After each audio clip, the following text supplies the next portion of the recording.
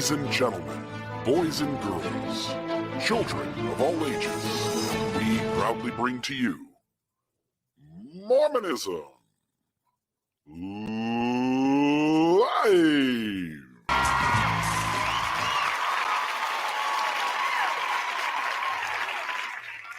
Good evening, everyone. And you too, Mr. Real. Okay, cut it out. Cut it out back there in the back row. What's your, is it radio, first name, free, middle name, Mormon, last name? Do I just call you Mr. Mormon? Or you could abbreviate to Radio Freeman. Radio Freeman. Hey, before we get going on tonight's episode, by the way, how are you doing?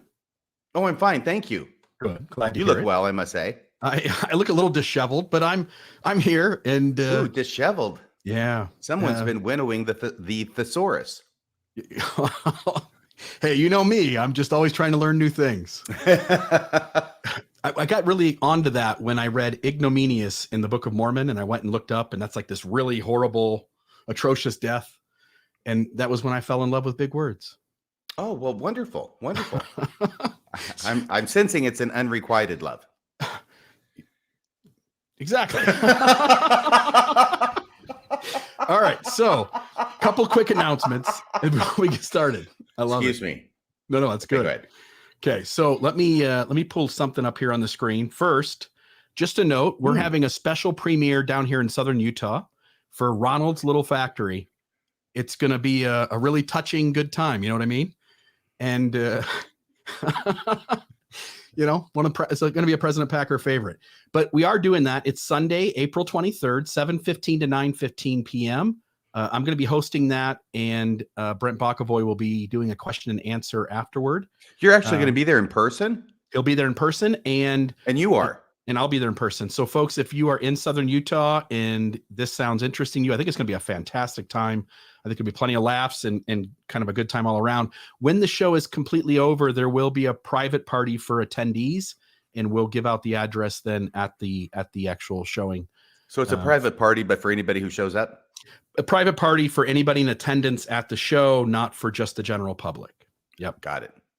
And then, so there's that. And then let me try to find the other thing here I wanted to put up on the screen.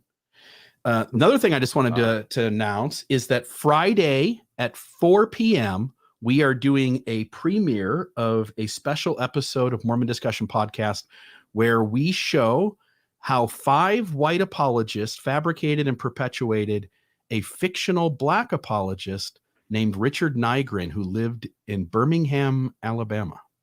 So this is the black Mormon apologist formerly known as Richard Nygren. This is the 2 images that were created in his name. One of them, the one on the left there, is, I believe, David Chappelle dressed up as Prince. I didn't know he was a Mormon apologist. And the one on the right was an image taken off of a soccer video game, but both of those were used in connection with this story. Not by you, I hope. Not by me. I wouldn't touch something like this with a 10-foot pole. I could see the unhealthiness and, at a bare minimum, what looks like really unhealthy optics from a long way away. Speaking of unhealthy optics, the person in the bottom right appears to be Daniel C. Peterson. Believe it or not, Daniel C. Peterson is involved. He is connected to this story. And this story is insane, by the way. And it only got more insane because the more I let the crowd know that I had stuff on Mike seemed to feel the pressure and the need to kind of keep on responding. Mm-hmm. But as you probably know in your field, your career, when people are guilty, the worst thing they can do is to keep on talking. Yes, and frankly, when you're innocent, the worst thing you do is keep on talking as well. That's been my experience. Yeah, but it's really bad if you're guilty. Yeah, especially when it keeps digging you deeper and deeper. And it did. So there's that. So Friday, you are the puppet master in this entire scenario. What's that? You are the puppet master in this entire scenario. It'll be fun to watch this all unfold. And you know, life does this to us. Sometimes we make mistakes, and the best thing to do when we make a mistake is just to apologize. And that gives us a chance to kind of move on. But these guys kept trying to create a narrative to explain things, and it doesn't really help. Mm-hmm. So there's that.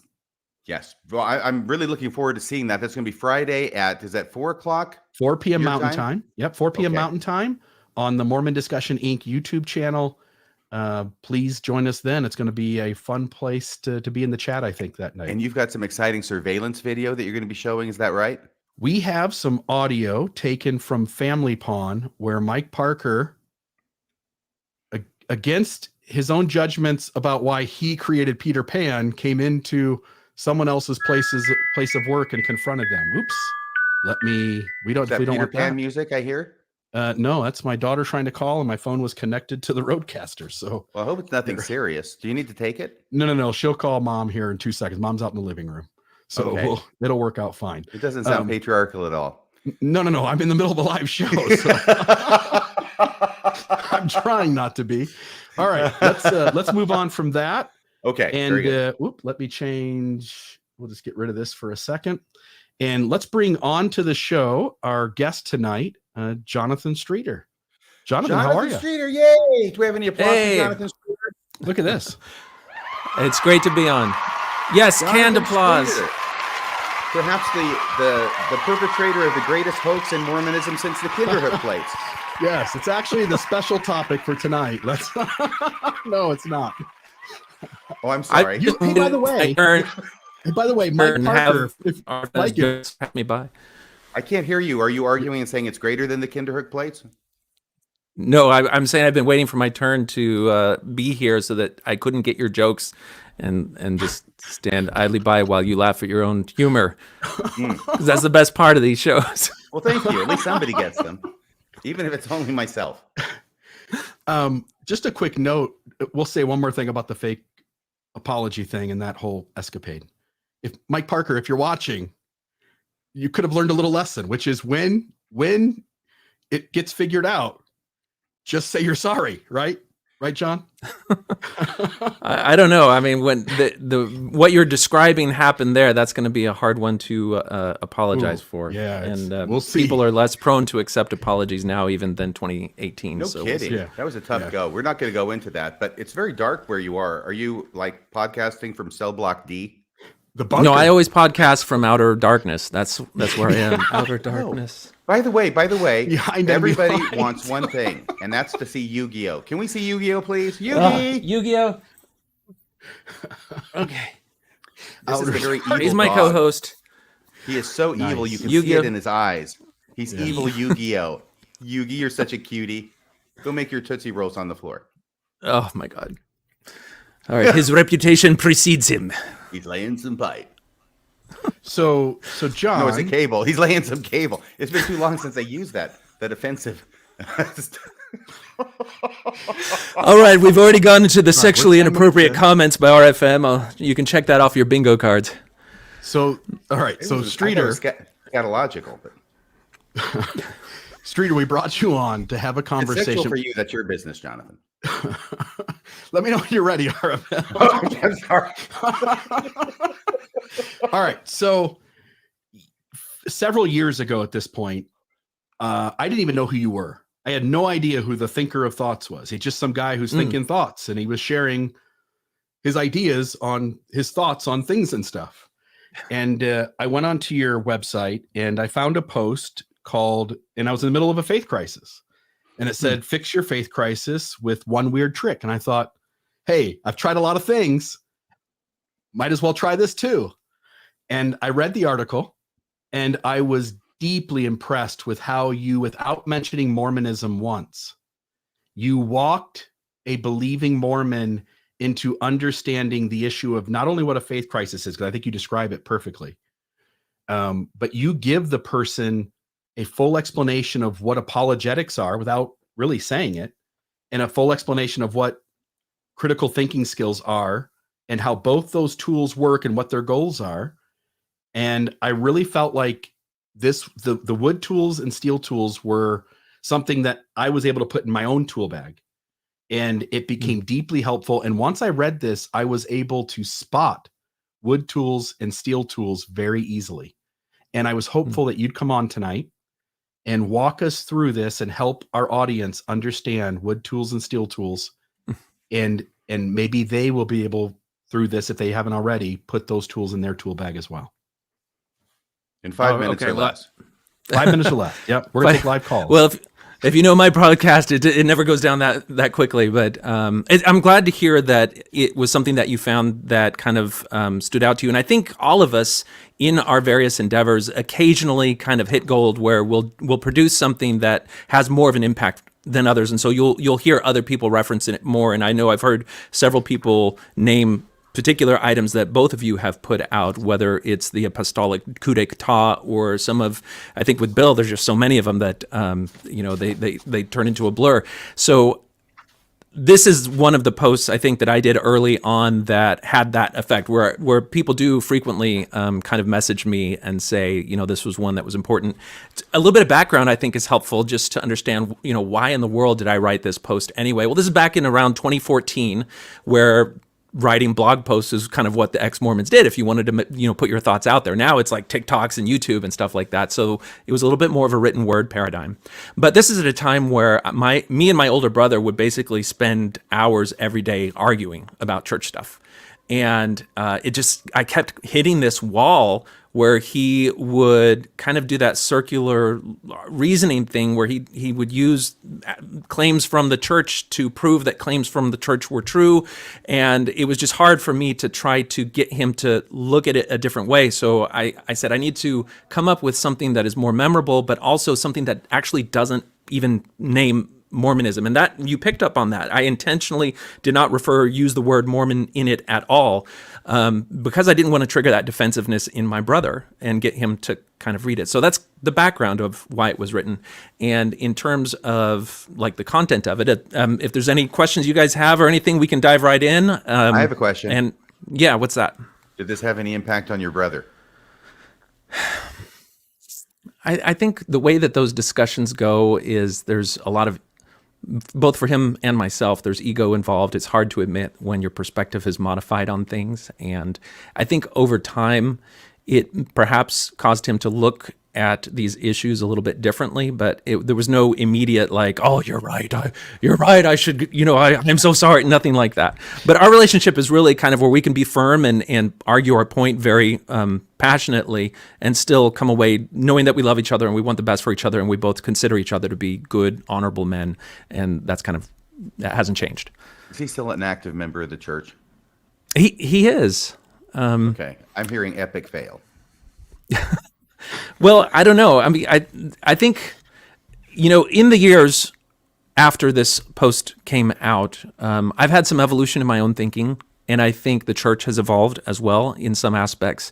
And one of the things that I kept in mind as I was writing this post was that I was having these discussions with my brother because I knew that his children would probably come to him with the same arguments. And I wanted him to be prepared, to have thought through these things. Because when I first encountered a lot of the issues in church history, I had never encountered them before. I didn't have any answers. I didn't know what the arguments were. And so I felt like it was good, and he felt that it was a worthwhile endeavor to go through those conversations because it would prepare him for that. And so I think he's had that happen now.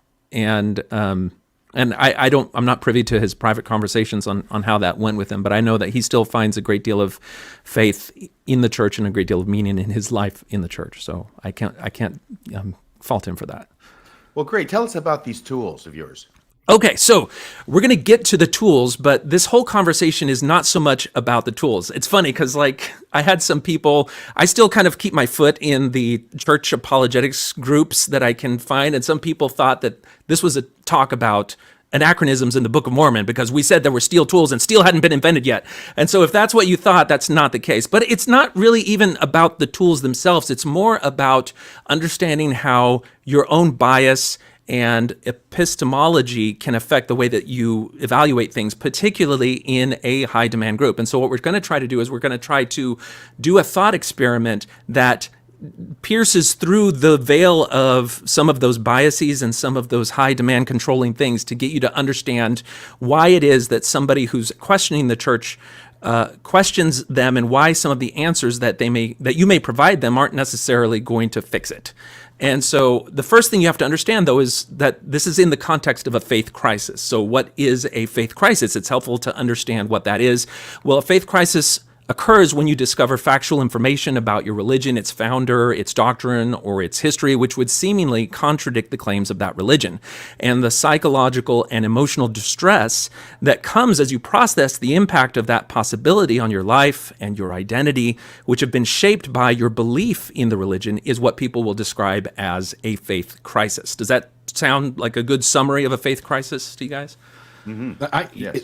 If this is the same one you had in your article too, like I thought that was beautifully written, and it's very clearly kind of what everybody experiences in the midst of that. Yeah. Yeah. Now, there's things that will kind of be inputs into the character of your faith crisis. Now, the first one that I talk about is your level of personal commitment.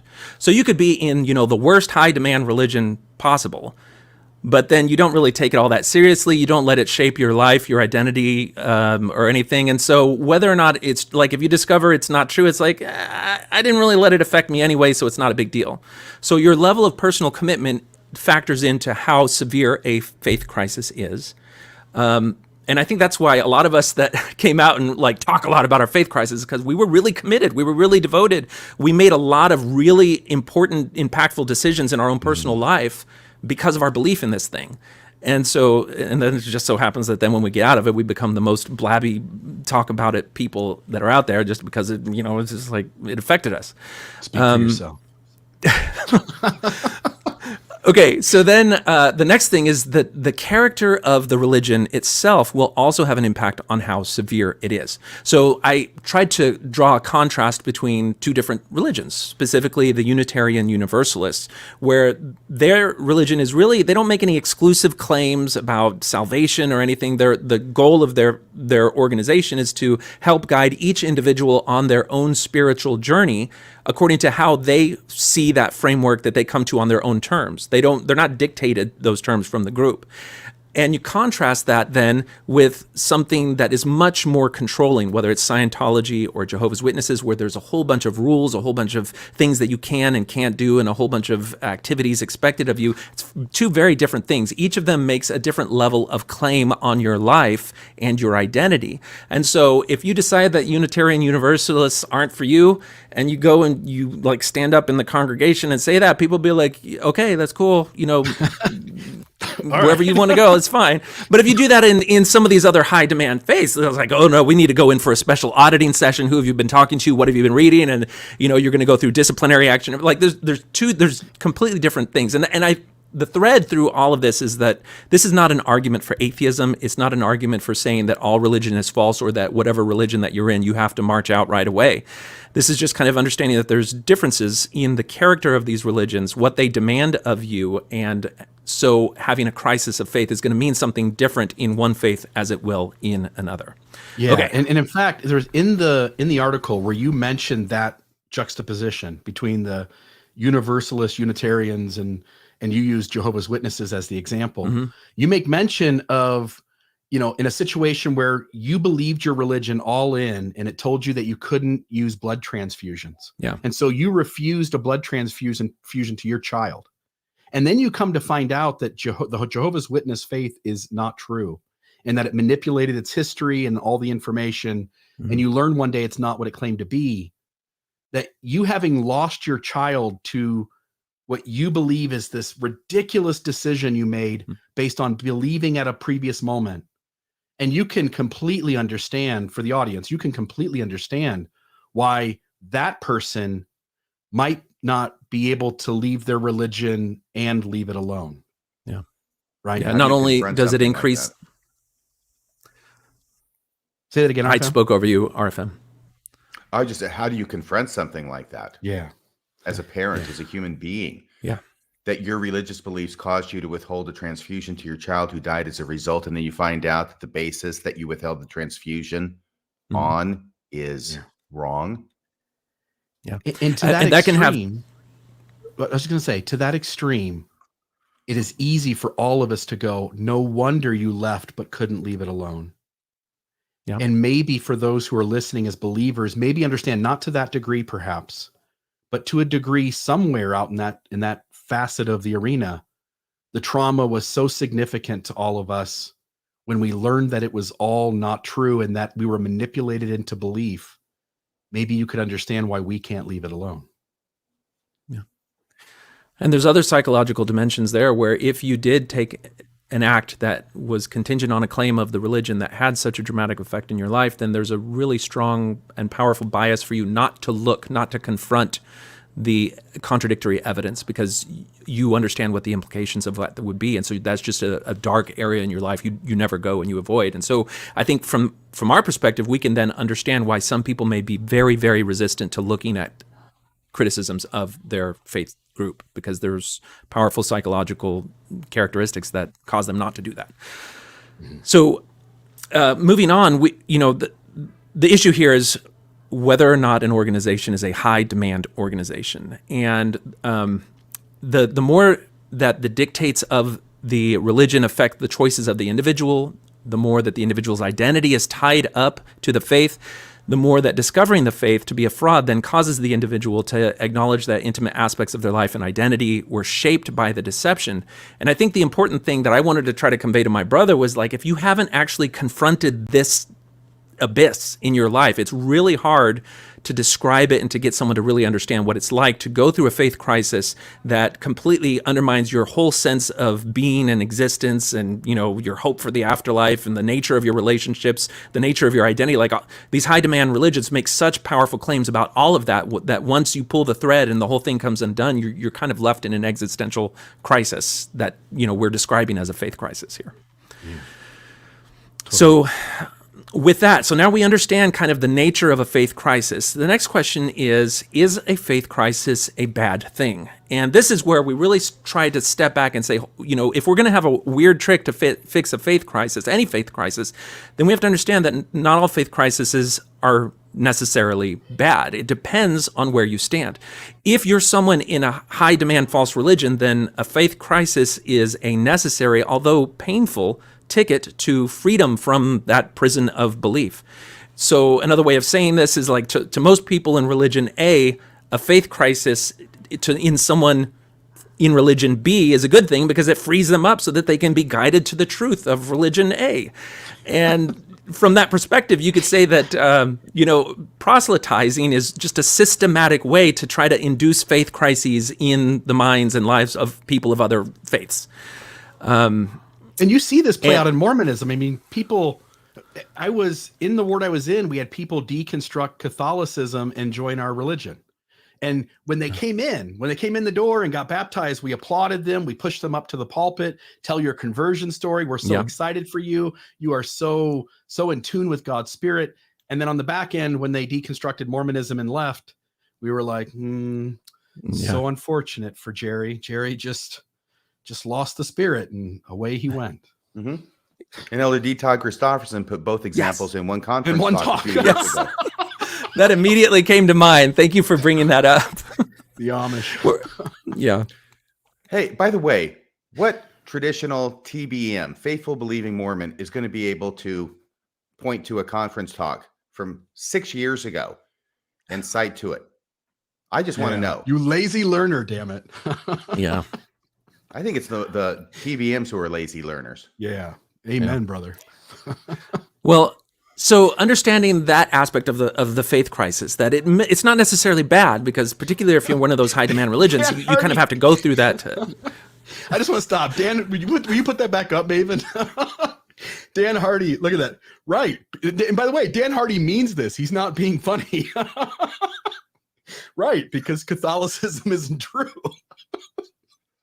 All right, continue, Jonathan. Okay, so I think another aspect of a faith crisis to realize is that it's very painful. It can seem like it's overwhelming, but it's not a final state of being. A faith crisis is a transitional state. And I've kind of grouped the outcome of a faith crisis into two broad categories. The first will be reconciliation. And that's where new understanding comes to the troubled individual, which helps them to reconcile the conflicting evidence which gave rise to the crisis in the first place. So it could be, they've read a talk talk or watched a Fair Mormon video if we're talking about Mormonism, and they've come to they have an explanation that helps put their mind at ease. They've reconciled themselves to the things that used to cause that crisis, and they've returned to the relationship with their faith. And I did that 1,000 times. Yeah. Yeah, and this isn't to say that this only happens once. This is something that can happen multiple times, as each of us experienced, no doubt. And then the other outcome of this transitional state of the faith crisis I've categorized as impeachment. And that's where the troubled individual comes to the conclusion that the conflicts which gave rise to the crisis in the first place are in fact legitimate, and that they impeach the authenticity of the claims that their religion has made. And the question is, which of these outcomes is desired? Which one is the desired fix? It's important to acknowledge that you can't really tell which form of resolution is the desired form when you're experiencing it. So some people may say, wait, I thought this was supposed to be a trick to fix your faith crisis. Doesn't that mean it's a way to help me keep my faith? And you may think that that's the right way to approach a crisis of faith, but generally speaking, if your concern is the pursuit of truth, then you have to acknowledge that a strategy for resolving a faith crisis which is focused only on means to achieve reconciliation falls short.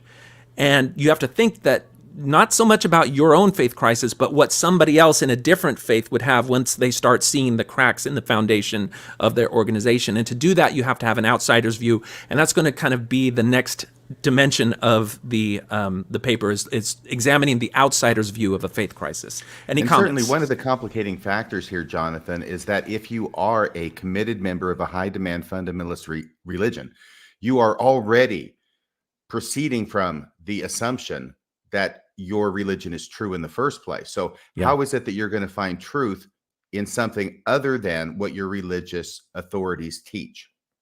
Yeah. Not only that, but your religion in some cases have shaped your epistemology. They've shaped the way that you analyze truth.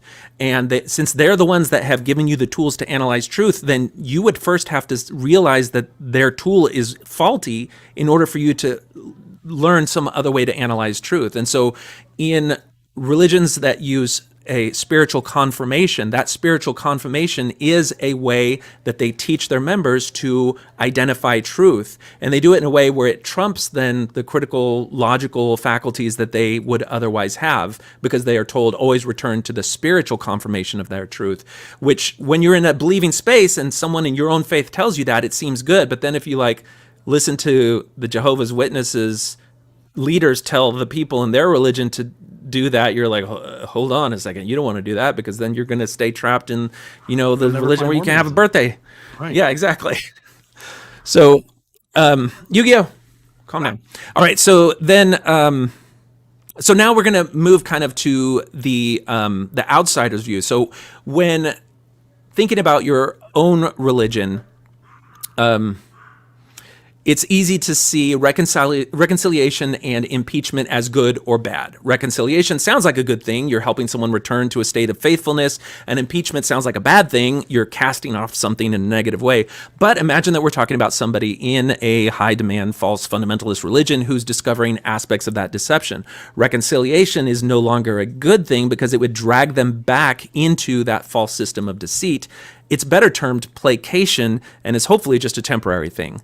Impeachment, then, is a good thing because it frees them from a false system of control and is more appropriately termed liberation. So there's just another way to look at that paradigm. You have to stop thinking about your own faith and think about just in general, if we're going to have tools that pursue truth, they have to work no matter which faith that you're in, whether it's a false one or a true one. So any strategy that...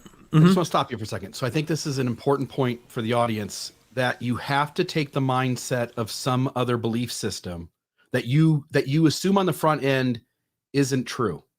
And then recognize that the reasons that we use in untrue religions to keep people believing that they're true, to recognize that you wouldn't want that if you were in the Church of Scientology or if you were a Jehovah's Witness, right? Like you wouldn't. Yeah. And so you start to wonder within your own system if those are really working guidelines to help you figure it out. Yeah. Anyway, I'm sorry, I'm preaching to the choir. Yeah, that's an important perspective to keep.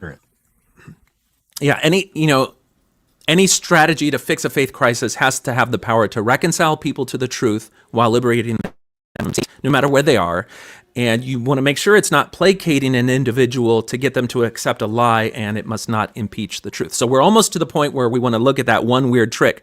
But first, we're going to take our outsider's view and kind of step even one step further back, because when you're thinking about yourself and how you would be in these systems of faith, it's a little bit different than if you even step out of yourself and say, what if somebody that I really loved, that I cared about, a son, daughter, mother, or someone, was trapped in the system of belief? And then you have to say, well, it's not so much that I need them to believe what I believe. I just want them to escape that system. And so in order to see that we just want people to be able to find truth without them necessarily having to believe what we already believe, then you have to use this even third person thing. And so I brought out this tool called the triangle of dubious religions. And we've got a diagram here. It's like three different religions. Yeah, you have the Church of Scientology, the J-Dubs, and the Moonies. Now, Noticeably I didn't use are the Mormons, because it's not even about any of these three. I happen to be Mormon, and I'm talking with a Mormon, so I want him to be able to look at this without triggering that defensiveness that talking about Mormonism would have. And so the goal here is you're going to imagine that you're a member of some other religion, and that from that perspective, we're going to evaluate how you would counsel a loved one who had gotten involved with some different religion, which you know to be false from your own perspective. So if you're a Jehovah's Witness, pretend that you're a member of the Moonies, and your son was recruited into Scientology. If you're a Scientologist, imagine that you were a J-Dub and your daughter was taken in by the Moonies. If your religion isn't listed here, just select one of these three and play make-believe for the rest of this exercise. So let's take a look at that triangle. Now, you can look at from one corner of this triangle of dubious religions to the other two and know for sure that those other two are false, because each of these religions has mutually exclusive claims and worldview with the others. That is, if the J-Dubs are true, then Scientology and the Moonies are false. If the Moonies are true, then the J-Dubs and the Scientologists are bunk, and so on. Now, with this in mind, you want to consider how you would feel about your loved one who is trapped in one of those other religions. And I say trapped because each of these religions are high-demand religious groups. They require a great deal from their followers. There are strong social and psychological aspects that amplify the intensity of a faith crisis. Each of the religions also strongly discourages their members from reading or trusting any material that's not published by their own official sources. And all of these powerful forces keep members from learning about the conflicting issues, asking questions, or expressing doubt, minimizing the chance of a crisis of faith. So it's kind of a trap, or is famously described as a prison of belief in a documentary about Scientology. Now, knowing this information, you would likely feel a great deal of compassion for your son or daughter and want them to be able to discover the nature of the deception which is keeping them bound in that false religion. You want them to have a crisis of faith, not because you want them to experience the trauma that goes along with that crisis, but you know that in order to escape that false system and to be free to find truth on their own, they have to go through that crisis of faith. And I'll pause there in case you guys have anything to interject amongst my monologuing. Somebody just made the comment that this sounds a lot like Streeter epistemology. Well, I mean, to some extent, it's true. This is just kind of using metaphor to get to the root that we are trying to drill down to epistemology, which is how do you know something is true? How can you be confident that a claim is either false or true? Because what they've done with what we're going to learn are these wood tools, is that they've subverted and manipulated the tools that you would otherwise have to seek for truth. Yeah. And again, I think stepping outside of your own system is the greatest secret to helping somebody see this. And anyway, I love it. All right. So the next factor is one that a lot of people really resonated with, and that is rejecting what is wrong without necessarily knowing what is right. So since you're pretending to be in a false religion yourself, you really don't have to be concerned that your child necessarily has to learn about your pretended religion in order to escape their own religious prison. So if you're a Mormon, pretending that you're a Scientologist whose kid has been taken in by the Moonies, like you want your kid to escape the Moonies, but you don't necessarily want them to join Scientology, because as a Mormon, you don't really want to, them to do that. So you just have to understand that the goal here is to get somebody to be able to reject a false, deceptive, coercive system, not necessarily that they have to join some other system.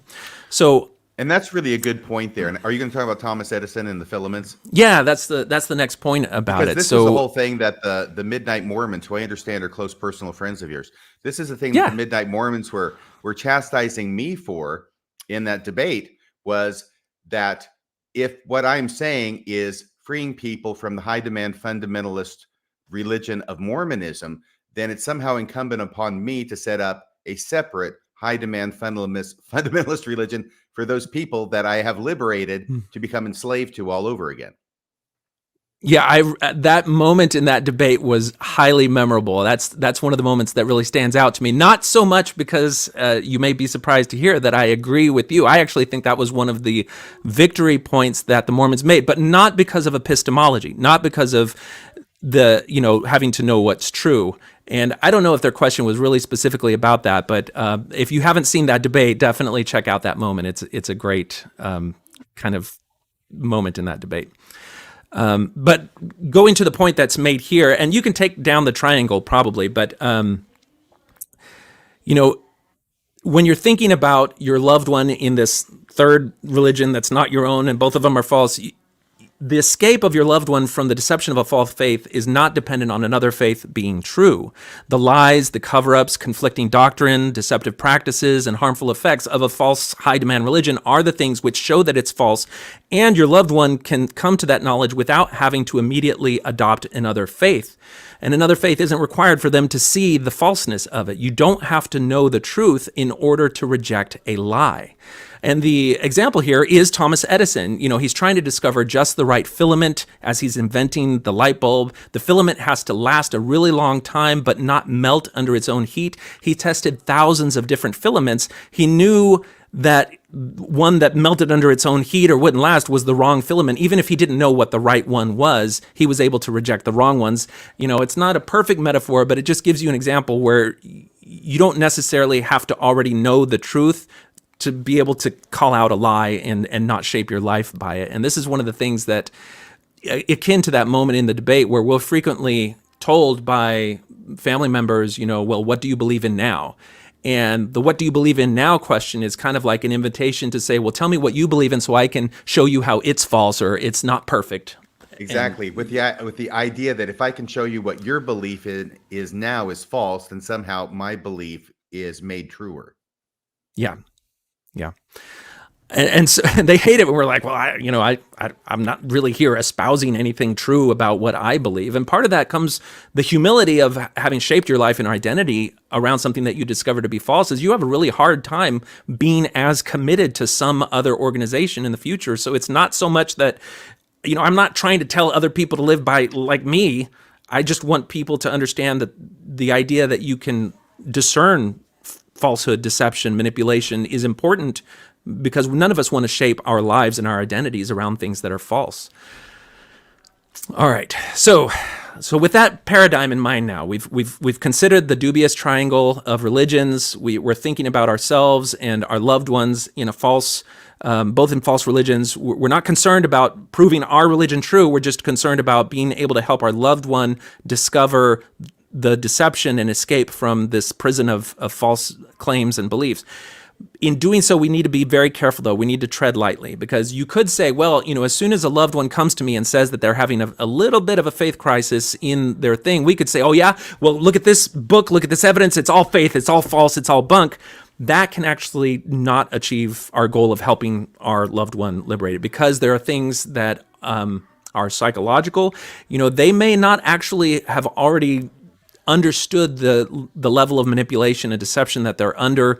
They may still be standing with a great deal of confidence placed in that faith and are just discovering that the footing might not be sound a little bit. They might still revere aspects of the faith. And if you go out and just assertively claim that it's false, chances are that your loved one is going to perceive that as an attack.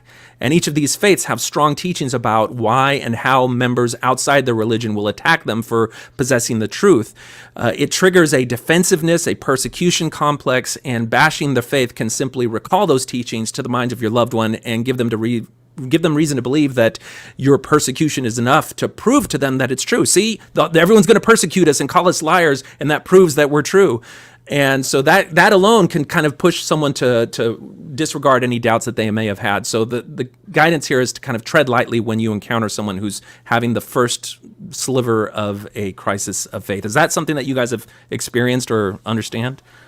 You're speaking to the idea, right? There's the backfire effect. Yeah. That unless you meet a certain threshold in their mind, unless you cross that threshold where they're like, damn, I get it now, my church isn't true, they are much more likely to believe. And hence, confirmation bias, belief persistence. They've been practicing for years the illusory truth effect. Yeah. And to that effect, yeah, there's a great article by The Oatmeal called, it's something like, "You're not going to believe what I have to tell you." And just kind of even outside the paradigm. Streeter? Yes. Oatmeal is writing articles now. I haven't heard of this. Oatmeal is something. Oatmeal, they're a comic artist, and they have dipped their toe into some of these kind of social psychological phenomenon. And I think I sent Bill a link to this after this episode. If you check out the Oatmeal comic about "You're Not Going to Believe What I Have to Tell You," it's a great exposition of the nature of the backfire effect and why it's helpful to understand it if you are engaging with loved ones in discussions about sincerely held beliefs that people identify with very strongly, because you're trying to tiptoe around those defensive mechanisms which can actually serve to do the opposite of what you're trying to do, which is trying to, increase understanding and expand perspective and get people to see things from a different way. And I think also understanding that this also affects you. Even after you leave Mormonism, there are going to be things that you come to identify very powerfully with, and that you are then hesitant to look at other perspectives with. And so this isn't something that's simply condemning Mormonism and religion. It's something that I think we all have to wrestle with in many different parts of our life. Okay, so understanding all of that now, I think... So we kind of, we're in this third religion. We're thinking about our loved one in yet another religion that is coming to us. We want to think about what such a person in a false faith is likely to encounter when they turn to leaders of that faith with their questions and doubt. And so since we're playing make-believe, let's suggest that instead of just confronting your loved one with the indisputable facts about the falsehood of the religion, suggest that they go and ask the leaders of the faith their questions, and then come back to you and tell you what they said. Now, your son or daughter earnestly and sincerely does this. They're directed to individuals in the organization that they are told are familiar with all the troubling history, and they have explanations that can help clarify and resolve those concerns.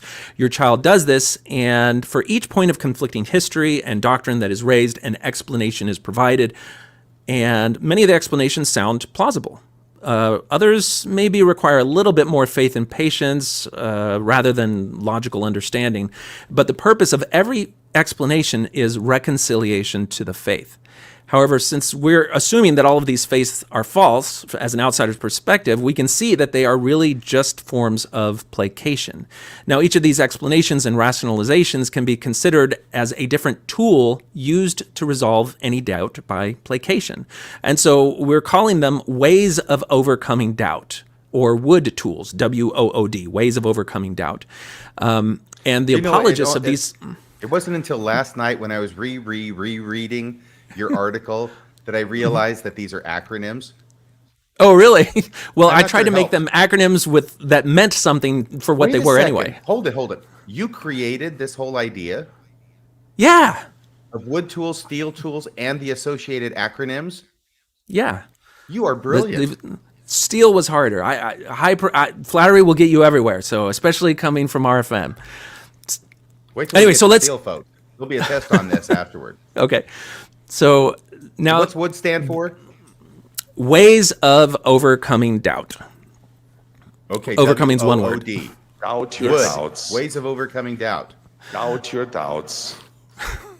Ja, das ist gut. Thank you, Brother Uchtdorf. All right. So can I start with the first one? Okay. So let me get there first because I want to make sure That's number one. Okay, that's the only one we need, really. That is a good one. That's a wood tool, isn't it? It's a wood tool. No. Okay, but go ahead. We haven't quite gotten there, have we, Jonathan? No, that's okay, because we're just Please about there. explain what the wood tool is, and then we will play the video clip again. Okay, so I think it's important to realize that we're not thinking about these explanations in the context of our own faith. We're thinking about it as somebody in a different faith. So if you hear the leaders of Scientology tell their members to doubt their doubts, you're going to be like, yeah, clearly that's a cult. They don't want their members to see anything. But then if you show up at a general conference and you hear your own leaders say doubt their doubts, then if you're like, oh yeah, that's fine, that's okay, that's good, yeah.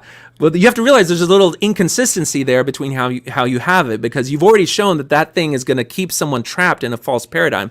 So ways of overcoming doubt, remember, a way of overcoming doubt in and of itself isn't necessarily good, because if you're overcoming doubt in something that is false, no bueno. And so, yeah, exactly. So German could be all bad. It's okay. So the way wood tools then are answers to questions which would keep somebody in a false faith bound to that deception. And so we've got a list provided examples of wood tools. And you guys have access to the list if you want to read some of them. This is the only place where I included Mormon things, but I didn't call them Mormon because most people in other... the first one and the last one, recency and primacy or whatever it was, I noticed those. That made me uncomfortable when I was reading it because it sounded like you were talking about Mormonism, unless these other high demand fundamentalist religions use exactly the same thing, like it's not important for your salvation. Yeah, they do. I've heard other to my salvation. I've heard other. I think it was J-Dubs in particular, where people are like, this is not important for what's actually going to get you in good with Jehovah, and so that yeah, I think they did. Just like we stole stuff from Scientology. I got to look it up here because I just put a picture on. It was on Ex-Mormon Reddit, and it was a thing from seminary. Let me pull it up here really quick. If my computer will cooperate. I can't tell you how many times I've brought up things at church and someone has told me it's not pertinent to my salvation. And after a while, I finally just started asking them, how do you know? Yes, this is me covering for Bill Reel as he's trying to find. Sorry, you're trying to buy me a second. And because we're doing a live stream, this is in my job description. The computer's slow. This is part of the job. Because you look up things, you find great things to show to the audience. And I just try and do stuff while you're doing it, so we don't. Here it is. So this is the statement in seminary that the kids just got taught. Oh yeah, it is. This is This is just up on that board. This is a image from a seminary class. Somebody took a picture while the class was going on. It says it is important to remember that historical details do not carry the saving power of covenants and ordinances and doctrine. To be distracted by less significant details at the expense of missing the unfolding miracle of the restoration is like spending time analyzing a gift box and ignoring the wonder of the gift inside. Now, again, that's a wood tool because a statement similar to that could be said in any one of those false religions, and all it does is keep the person pacified so that they stay in the Moonies, stay in Scientology, stay in the Jehovah's Witnesses. I was watching Entertainment Tonight just the other night, and I heard Tom Cruise say the same thing. Yeah. I didn't really, but he could.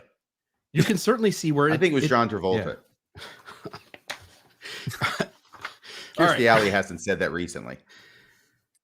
Yeah, well, they don't have necessarily the specific words of covenants, ordinances, and doctrine, but to say that the history doesn't matter and that if you focus on the historical details that counter our truth claims, you're going to miss out on the beauty of our religion is something that everybody could say. Yeah. And we've gotten, since this article was released, we've gotten other brilliant examples. I think we have the other one, which is that there are primary questions and there are secondary questions, and all the history, all that other stuff, those are like secondary questions. We need to just focus on the primary first level questions. And it's just a way of segmenting out the contradictory things so that people don't think about it. But it's just another example of, that's the Corbridge maneuver. Exactly. So other examples I have. That goes back even further, and I can't, it's not Leonard Arrington. Maybe you can tell me the historian who coined the phrase, I don't have a testimony of church history. Oh, yeah. And that one I got hit with in my own faith journey as well. It was Arrington's and it's the sidekick. He wrote the, oh man, Sorry. No, I have a testimony. Bill of Real's church doing history. some deep level research right now. Sorry. Well, while Even he's doing that, let's list some other examples. So Okay. we weren't there at the time, so we can't judge the actions of our founders or early leaders. We can't judge behavior in the past by today's standards. Things which seem wrong today weren't so bad back then. They were very The past commonplace. is a foreign country. They do things Yes. differently there. Yeah. There's another one that is, if God commands something, then it is right, even if it would otherwise be considered wrong. That's the happiness letter. Yes. Let's see. We will find answers to your troubling questions in the afterlife. Until then, we must simply have faith. That was Elder Oaks about marriages and plurality Yeah. of wives in the afterlife, which he said in general We will conference. Yeah. Let's see. That is a mystery which God uses to test our faith. You should be more concerned about doing what we tell you is right than asking questions which tear down faith. That's another example of a wood tool. Our leader was only speaking as a man wrong to when he said that. criticize leaders of the church, even if the criticism is true. Bing. It's a lot of wood tools in my soundboard. It really is, but it's funny because when you see these used in other religions, you're like, oh yeah, that's clearly manipulation, deception, and but then when you see it in your own, it's harder to identify. And a lot of it is because, I remember feeling just a great deal of trust in these men, that they were just really good men. They would not lie, they would not manipulate, and just when you then hear the same concepts coming out of people who you don't trust, automatically it erodes some of their stuff. Let's see. Our leader was only speaking as a man when he said that troubling or incorrect thing. You can trust what he says when he's speaking as our leader, but we only get to determine after the fact which one it was. You cannot trust anything that's not published by our own official sources. Your personal failure to keep our rules has led you to doubt. Start focusing on fixing yourself rather than tearing down our faith. Let's see. What's another example? The answer to some questions are too precious or sacred to be given at this time. If you pray harder and read more of our official publications, then you will understand. Your doubts are proof that you haven't studied enough. Study more. It's okay to have these questions. Yes, it's okay to have these questions, but you should never share them with anyone else, just your leaders in private. You should trust the judgment of your leaders. Some of this opposition even comes from church members. Some who use personal reasoning or wisdom to resist prophetic direction give themselves a label borrowed from elected bodies, the loyal opposition. However appropriate for a democracy, there's no warrant for this concept in the government of God's kingdom, where questions are honored, but opposition is not. Wood tool. Is there something about when you become a general authority, automatically you start saying the word body in kind of a creepy way? Everything you say sounds creepy. Once the spell is broken and you hear these guys, they speak with assumed authority that once the magic of that assumed authority disappears, then you just the question comes, why would I trust you over somebody else who I see I share values with in my life? And it's a difficult. If you really want to hear the magic broken, and I've done this in private, I've wanted to do an episode on it, but there is AI software now which will isolate a voice and remove echo and reverb. And you can get a general conference recording that has that God reverb and eliminate it. And it's just a guy talking, and they just sound like frail old men. But it's that reverb that just it's this magical thing in your head is like I call it the God reverb. We should do that sometime because it's really fun. I love that. Okay, so I noticed this time with Elder Oaks, just to make this passing observation, how flagrant he is in saying your personal wisdom must be subjugated to whatever the leaders of the church say. To resist prophetic direction, they use their personal wisdom to resist prophetic direction. Talk about outsourcing your own autonomy. Yeah, and it's what the weaving into that is an accusation of pridefulness. If you trust your own wisdom, then you are full of pride. You think you're better than these, brethren who are humble servants of us all.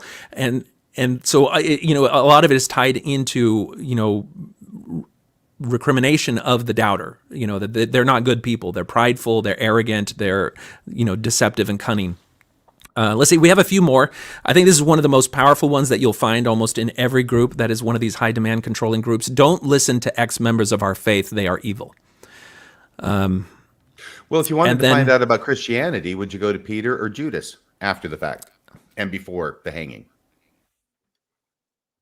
Would you go to the Pharisees? Would you go to the Pharisees, or would you go to Jesus, for crying out loud? I was told Who's this by gonna a give you the straight pastor. scoop? I was told this by a pastor once. If you're buying a Chevy, would you go to the Ford dealership and ask them about our cars? And it creates an idea that you're like, no, of course they're going to speak evil about it. But would I go to a scientist? Would I go to a general expert on vehicles generally? Like, there are ways in which you can frame the question. The question's framed in a way to trick somebody into thinking a certain way, right? Right, because the flip side of that, which is unstated, is no, you're going to go to a Ford dealership because, of course, they're not going to speak evil of Fords. No. But the other side of it is they're not going to speak any evil of Fords. They're only going to tell you the good stuff about Fords, whether it's true or not. By the way, I drive a Ford, just so you know. That's where my allegiance lies. And John, I just want to really quick. I just want to say, I know you're probably bothered by the fact that I'm throwing in some of these Mormon wood tools sound bites because no, I understand. Separate, but by throwing them in, folks are going like, "Yep, wood tool, yep, wood tool." And once you hear it, you see it, you understand it, it will help you the rest of your life to spot being manipulated. Right, and once again, the key of that wood tool, as I understand it, Jonathan, is that this is a tool that can be used in any religion in order to justify its own teachings. Right. Yeah. I mean, it's basically just they are thought terminating cliches. They are means of deception. They're ways to distract you from discovering truth or going down a pathway that may, it falls under all that category. And part of the brilliance of your paper is that it's so easy for us to see this in other religions that we don't believe. But when it comes to our own, we have this massive blind spot. And I think that it's great that the way you're trying to help someone see their own blind spot by using their ability to see these things in other churches. Yeah. And that brings up another point, which is that I think it's essential. It's really important for people to branch out and look at these other faiths. Look at the things that the Scientologists and the Jehovah's Witnesses and the Moonies have imposed upon their members. You'll find former members of each of those groups who have podcasts, who have websites that will show you how the deception, the trick works in those groups. And once you see that, it helps hone your detector for that type of manipulation in your own life. But it adds more to the power of, no, this really is a deception and I need to see it for what it is. Because I remember even in the midst of my own faith crisis, just lying awake at night, wondering, am I being deceived by Satan? Are these conclusions that I'm discovering, are they wrong? Are they false? And then I started very early on looking at J-dubs and Scientologists and trying to understand how their members get caught in those systems of belief, because if my own church was using those same mechanisms, then it's a big red flag that it may be a similar thing. And I just realized that no, if what I'm learning about Joseph Smith is true, and I'm, the church isn't, Joseph Smith did this polygamy thing, and there's this incontrovertible contradictory evidence of what the church was and what it's now claiming that it's not true. And on the flip side of that, if it was true, it would mean that God was okay with all this stuff, and that it was a kind of a moral contradiction in my mind that I couldn't reconcile. On a related issue, I remember learning so much from my study of Mormon apologetics and defending the faith. I learned so much about bad apologetics, about bad logic, about tricks that could be used in order to spin the truth or deceive people, because of course that's what's happening in the anti-Mormon literature. And I found lots of examples of it and wrote up, all these different pieces, some of which got published, most of which did not, thankfully. But I was able to spot it. I could see what they were talking about, and I could see the tricks that they were pulling. And then after a while, I started seeing that a lot of the Mormon apologists were using the same tricks. Yeah. By the way, Jonathan, we left you in your hypothetical. We left you at talking to your child, who's now a member of a high demand fundamentalist religion, and they came forward with just a sliver, maybe they have a doubt, and you said, go talk to your leaders and ask them the questions and see what they have to tell you. Right. And the key there is not just say, just don't talk to me, go talk to your leaders. It's more like, well, you have these questions. We should at least understand what the members of the faith would have to say for these things. So keeping the anchor point is your relationship with your loved one. If they then go and fair? Nobody could object to that. So what do you do? Right. We're not telling them to go there. So the kid goes, talks to the leaders of their church, come back. Do they come back to you with their answers? Do you have a further discussion? Where does this hypothetical No, I go think, to? yeah, I think you do. And this is where it's really helpful to explore then some of the wood tools that are being used in other faiths. And I think a discussion then of, okay, well, that's what they told you. Now, if we find similar answers in some of these other false faiths, what does that mean? And, we all sit on our chairs and assume that conversations are going to go a particular way, and they're not. And a lot of this thought experiment is really just to get the believer who's reading this article to understand that those answers don't have the power they might think that they do. And it's not necessarily that this is going to be a fake conversation you're going to have with someone, because we're like two metaphors removed from what's actually in reality. So I wouldn't get too bogged down on that. It's more just to lay out this concept of the wood tool. Now, there's another dimension of this that I brought in another metaphor to try to hammer this point home. So wood tool answers don't have the power to free someone from a false religion, then they shouldn't be relied by anyone who is sincerely seeking after truth, no matter what religion that they're in. This is a critical point, and it's necessary to understand in order for what we're going to see as the one weird trick to work. To clarify the point, we're going to use another example. So imagine that we've developed a test which can be applied to a patient when there is suspicion of cancer. Now, we're a researcher, and we want to find out how good the test is at detecting cancer. So we gather 100 patients, and we know all of these patients have cancer because they've had x-rays, they've had pathology. We know that they have cancer, but we're using them to see how good this blood test is. So we run the blood test. We know they all have cancer, but when the test comes back, the tests are all negative. The test says they don't have cancer. So now it sounds like we've got a COVID test. Oh, you're going to get demonetized if you start bringing that up. Okay, so now let's consider that you're the researcher. Now your child or a loved one, your mom, has a suspected of cancer, and you're like, well, I've got this test I can use, and you use it on her, and it comes back negative. Do you trust that? Because what we've proven is that this test has a false negative dimension to it that renders it useless in the detection of cancer, because it wouldn't detect cancer in known cancer cases. So that test, these answers, if they won't detect badness in a false deceptive religion, then you wouldn't want to use it on your own religion, because it has no power to detect badness. And so that's kind of another way of seeing why these wood tools can't be relied on, since we've demonstrated that they may be used to keep someone trapped in a false system of control. Okay. By the way, Mr. Streeter, I think that's a brilliant metaphor. Oh, well, thank you. I happen to be a radiologist, so I get confronted with this question all the time. Okay, even so 50% accuracy. Yeah, that's not good enough accuracy for any these test. Wood tools that you have identified are 100% absolutely not able to identify a problem with the religion of the person who's using them. Yeah. And again, this doesn't mean, like, if you're an apologist and you read this article, then what you should say is, okay, well, we really need to change the types of answers that we give, because if we give an answer that would keep someone trapped in Scientology, it's probably not a legitimate answer, and people are going to see that. And so you want to change. And I think we are seeing a shift in the way that the church defends itself. And I think to some extent that can be seen as a good thing. But having covered those dimensions of the wood tools, we're now ready to move on to, well, if we can't use those answers, are there good answers?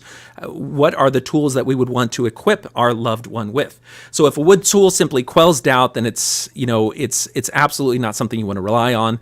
If it instructs your child to silence their concerns or from discussions with others, to focus on daily duties that the group has described, to wait for answers in the afterlife, if it makes unreasonable allowances for human imperfection or to spurn logic logic and rationality, then that wood tool is complicit in keeping your loved one trapped in a system of controlling deception and lies. The thing about wood tools is that they don't last, because the problems that the seeker discovered have not gone away, but had simply been covered or pushed away. They will return to the mind that is sincerely searching for truth. And that's because the goal of those strategies is misplaced from the beginning. Overcoming doubt is not a worthy goal in and of itself. It presupposes that doubts are wrong. Overcoming doubt in a false religion is a bad thing. The real goal for those who are starting to ask such questions is seeking truth. And answers to those questions and ways of dealing with a seeking heart should simply have truth as the goal, wherever that may lead. It should not be overcoming doubt as the goal. Now, the seekers should have unconstrained freedom to educate themselves from any and every source that they find. The seekers should be empowered to use logic and reason in an erudite manner and let those conclusions stand for what they are, and the seekers should be free to assimilate that knowledge and reason and, if necessary, liberate themselves from deception and error. And this is our next acronym, which is seeking truth by education, erudition, and, if needs be, liberation, are steel tools. STEEL, which can be relied on no matter which faith one is found in. They will last. They can be applied without reservation or restriction to any questions that arise. And this is where we get to what are the examples of steel tools that are in this category? Well, they're answers which could empower someone to discover the deception of a false religion and free themselves from it. So examples include: look at any and all information you can find from both official and unofficial sources. Talk to anyone about your questions and evaluate all answers. Find out what other people who have had the same questions say, both current and former members. Trust your own moral compass for what is right and wrong as you go on this journey. Allow yourself to follow your conclusion, even if it means rejecting something that you previously thought was true. By the way, you'll I notice, think that is one of the hardest things. Hardest things to... Sorry. We're taking a little Yugi break. No. I'm getting notifications here. Why is it hard? What are you thinking? Well, I think that's the critical point that is the toughest to do, is to put yourself in a position where you can allow for the possibility that your religious beliefs are not true or not correct. In fact, you even hear people say it's the moment the thought entered their head for the first time. What if it's not true? And the very next moment, the dominoes just fell. Once you give yourself the real legitimate permission to consider the possibility that it's false. And some of that is because all of these wood tools are just examples of mental acrobatics, of just like this whole structure of assumptions and claims that you kind of have to bend your mind to accept, because you're not willing to accept the one thing that allows them to all fall and for you to just reconcile yourself to reality.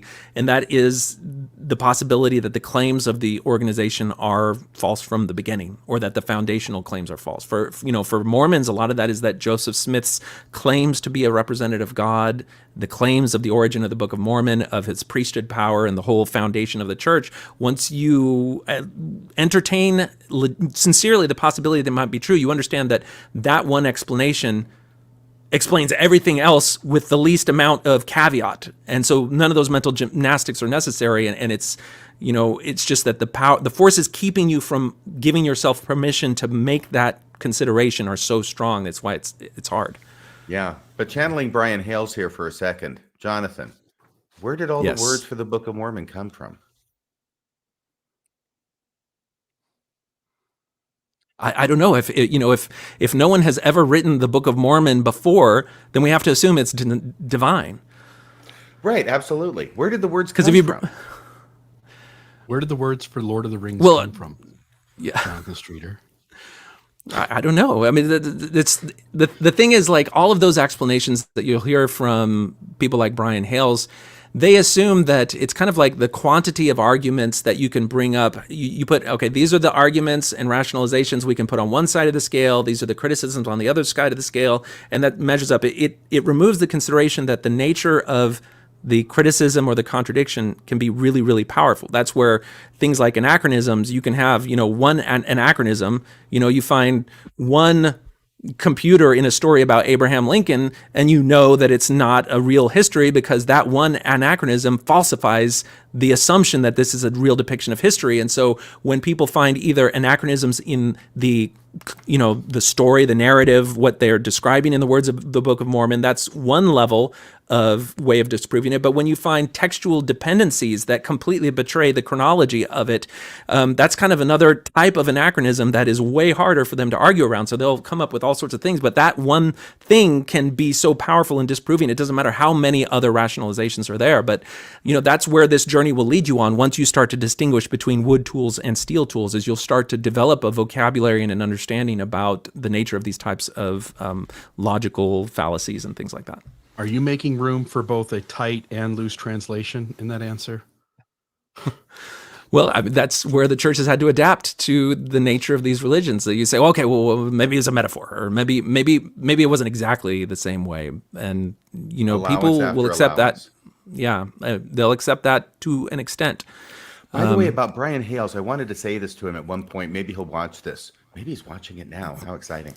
But Not likely. I've listened to him on podcasts go on about his theories about the Book of Mormon, because one of his latest things that he's doing is he's left polygamy behind and he's focusing on Book of Mormon translation. And his main argument is to go after the other secular or naturalistic explanations for the Book of Mormon, try to dismantle them or disprove them with the idea that if the only man left standing is the divine explanation, then that wins, right? And I've heard him go on like for 2 hours, 2+ hours about this. Obviously, he knows his subject. He's able to go on quite fluently in the interviews. And then during the course of the interview, he's always repeating his refrain, where did the words come from? Where did the words come from? And I have thought more than once, well, Brian, if you took this 2-hour interview and you transcribed it, you'd have probably the Book of Alma right there. That's a good point. Especially in other words, when his explanation and his whole thing about where did the words come from, he's using words to make his argument. Just write them down or have somebody else write them down, and you're halfway to dictating the Book of Mormon. Yeah. As soon as Bushman said that we need to see Joseph's endeavors more as fake writings or pseudepigrapha, then to me that was like the game was over at that point, because they're basically saying he could have made it up, and since some of the books in the Bible are pseudepigrapha and we consider them scripture, then it's just the same. The problem is, like, we already have ways to refute that, where we have Chris Nemelka has published the sealed portion of the Book of Mormon. That also is pseudepigrapha. So if we're going to say, well, we need to allow pseudepigrapha, then on what basis then would we refute the claims of Chris Nemelka? Well, there it is right there. Because it's not That's inspired. pseudepigrapha. It's not scripture. Inspired pseudepigrapha, Jonathan. Look at this. That's This the guy- Oh, no, it this is guy inspired. no joke. Holy crap. Hey, RFM, where did the words come from? Exactly. I have no idea, but Words I'm saying come holy from? crap. For people listening on audio, Bill Reel is taking this huge, I'm not That's a- done yet. There's still 3 he's more taking chapters this to huge go. book. That's the sealed portion. This is Dude. all of Mahanri Moriankamer's words about Yes. the last days. And the thing is, Nemelka, for It's huge. you don't want to say anything bad about Nemelka because he will sue you or whatever. But in the beginning of this certainly book, it prolific. says in the beginning of the book, it says, people who doubt this are haters and they don't want the truth. And so if somebody doubts it, then that's proof that they're bad and wrong. And so he included the same sort of logical mind traps in that you'll find in other, fake religions that use those mind traps to keep people believing things. Bill, how many Take a moment pages just to is think that? These are massive pages, double columned. How many pages in that book? Okay, let's say something here. First off, I'm the astonished sealed portion, at where all these words came from. 655 pages. Yep. Now, hold on, 655 pages. The sealed portion was supposed to be half to 2/3 of the Book of Mormon. Out of the last half or third that was left, 116 pages of Lehi's manuscript is gone. We don't have it. So this book is significantly larger than the print of the Book of Mormon as we have it today. Brian Hales, where did these words come from? And not only that, but when the sealed portion, it actually draws upon gaps and holes in the scripture of the Book of Mormon and fills them in a way that is actually scripturally imaginative, because it takes the idea that if there is a heavenly mother and polygamy was real, there are multiple heavenly mothers, which means that there are strains of humanity that may derive from one heavenly mother versus another. And so you may have a relationship with one heavenly mother that is different from my relationship with heavenly mother, which is a different polygamous wife of God. And so in the visions that are described in the sealed portion, they go and they explore the implications of this. And so it's not just like, I was struggling, walking through the mountains and, God said, make a steel bow. It's not like troglodyte stuff like that. It actually explores some theological concepts. Well, all I know is that my heavenly mother can beat up your heavenly mother, Jonathan. And your heavenly mother wears army boots. My heavenly mother would make far better funeral potatoes than yours. Whoa. Is this not throwing down? Isn't that's the thing is, it's pseudepigrapha. Exactly. What's your bush? So if pseudepigrapha, like, it's right, so 2 inches thick. There's got to be 2 inches thick there. This guy is the a explanation, true believer, right? He's a true believer, at least in his. No.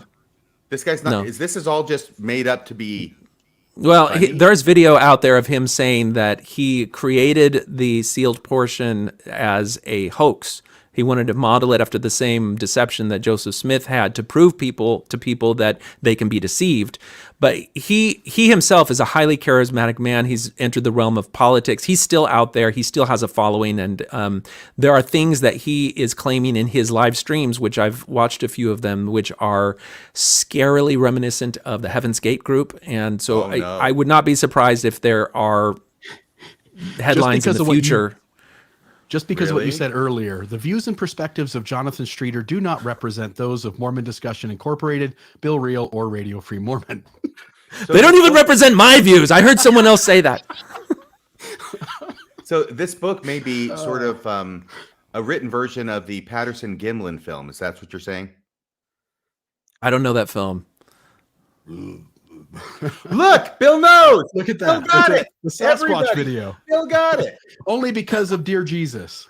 Okay. The Sasquatch video. All right. So to people who are wondering, you can actually find that book online. They actually have it being read, like a full YouTube video where you can just look at him. He's beaming. He's beaming. Come yes, to my he arms, is. my beamish boy. You're just happy somebody got a reference. You didn't have to sit there going, anyone? I've been waiting for this moment for 2.5 years.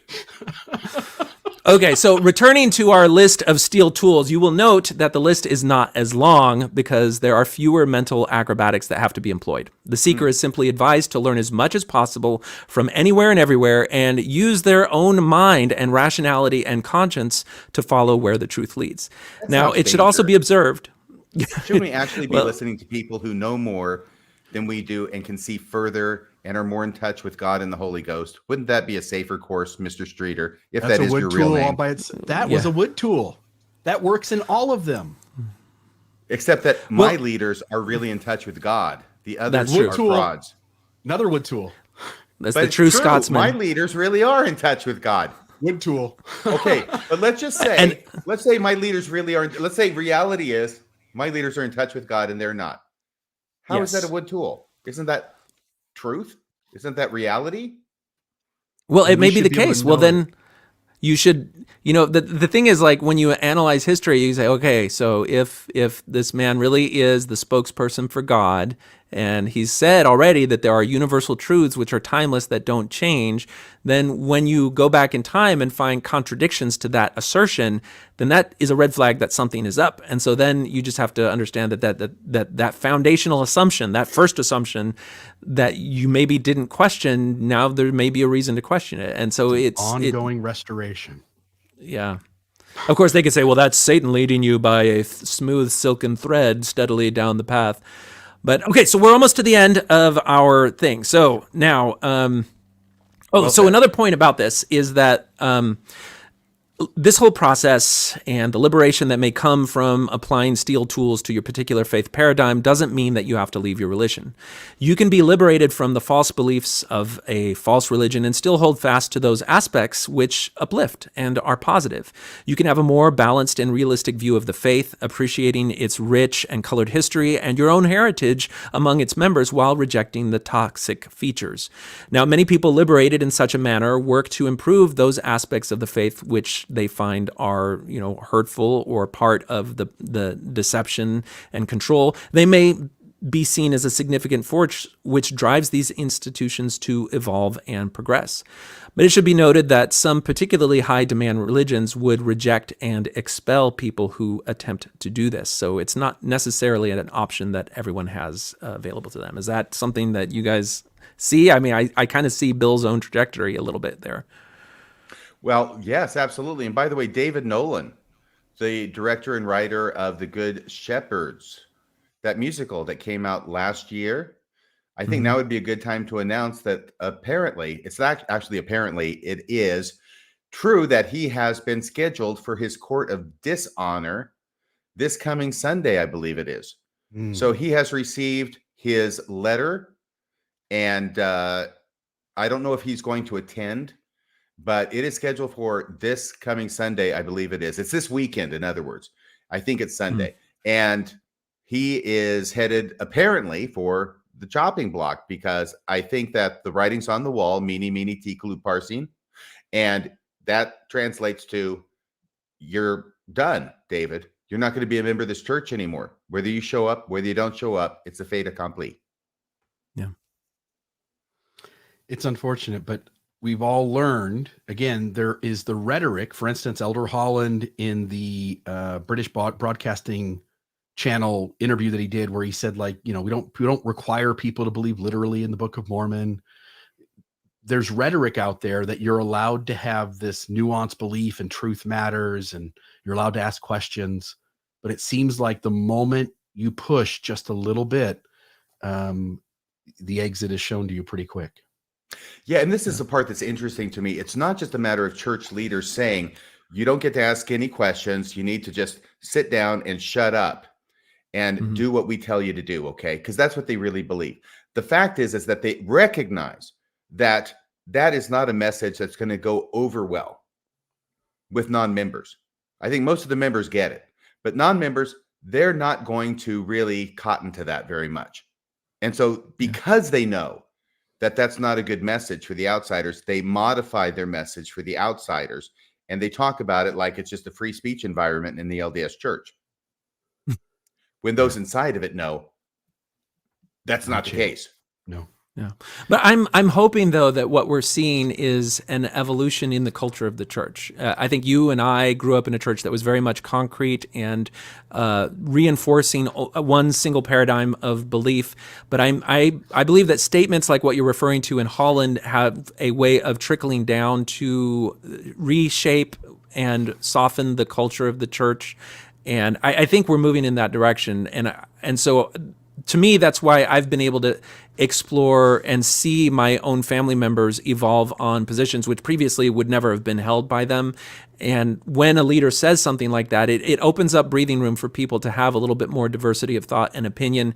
And we're even seeing the church tolerate like public figures. I think if you follow, because I've followed Sisters in Zion for a while, and they remain members in good standing, even though they've had some sharp criticisms of aspects of the church. And so there are other examples of public figures that are given some leeway, and we might, coming from our background of a very rigid notion of the church, see something nefarious at play, but it could also be interpreted as the church understanding that it does need to loosen up on requirements of belief in order to maintain membership. And I'm willing to give them the benefit of the doubt that that may be what it's reshaping itself to be.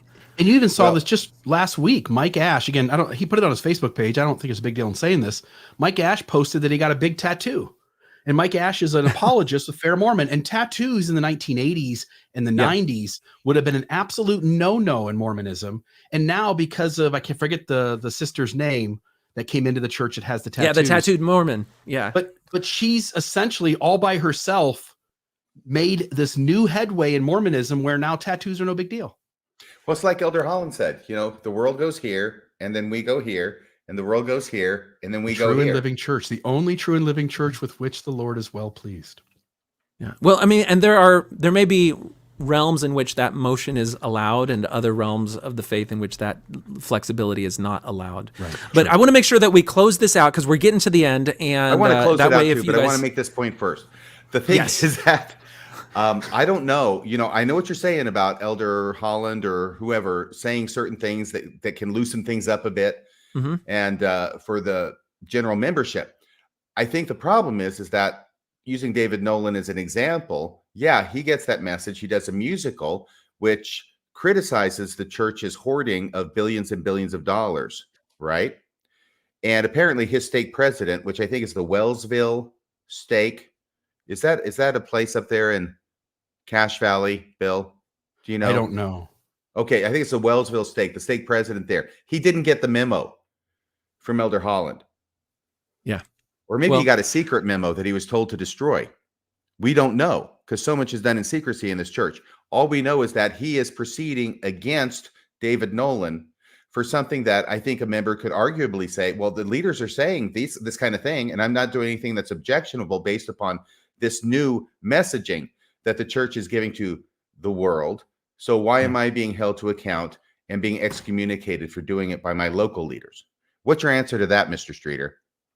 Well, I think when you talk about church polity and the way that authority and administration handles in the church, there's kind of a dual spirit to it. There is this concept that stake presidents and bishops have a form of final say over disciplinary proceedings in their local institutions. And so that's why we'll hear general authorities, when posed with questions about famous excommunications, they'll say, well, that's a local matter. Discipline is handled at a local level. And that will be what they say, even though we have historical precedent where general authorities have put their finger on the scales of that process at the local level, but the structure is still supposed to be that it's something handled at a local level. And because of that, and there's leeway and kind of this mantle of the judge of Israel that's placed on the shoulder of local leaders where they're allowed to take their own personal judgment on issues like that, where there is going to be a variety of ways that these things are handled. And it is the way that these things evolve is intergenerationally. And so it will be a slow process. It will be spotty at first. Occasionally the church has huge shifts in paradigms, such as the revelation on the priesthood, which represented at the time a huge shift in the way that things were done that was, institutionally worldwide. I think we're seeing a softer shift that's happening as the things we're talking about with Elder Holland and other stuff are starting to come out. Even like what you're allowed to talk about from the temple. We've seen Bednar make statements in his presentations that have freed people up to talk a little bit more about things in the temple. And we've seen the church then demonstrate garments in public. And so all of these things serve to soften some of the edges that perhaps critics have had in the past. And so I'm happy to see that when it happens. It helps people, I think, interact with the faith in a more transparent way. We're not there yet, but good progress has been made. You kind of rushed through this part where you named the steel tools, and I just want to read these so folks hear them.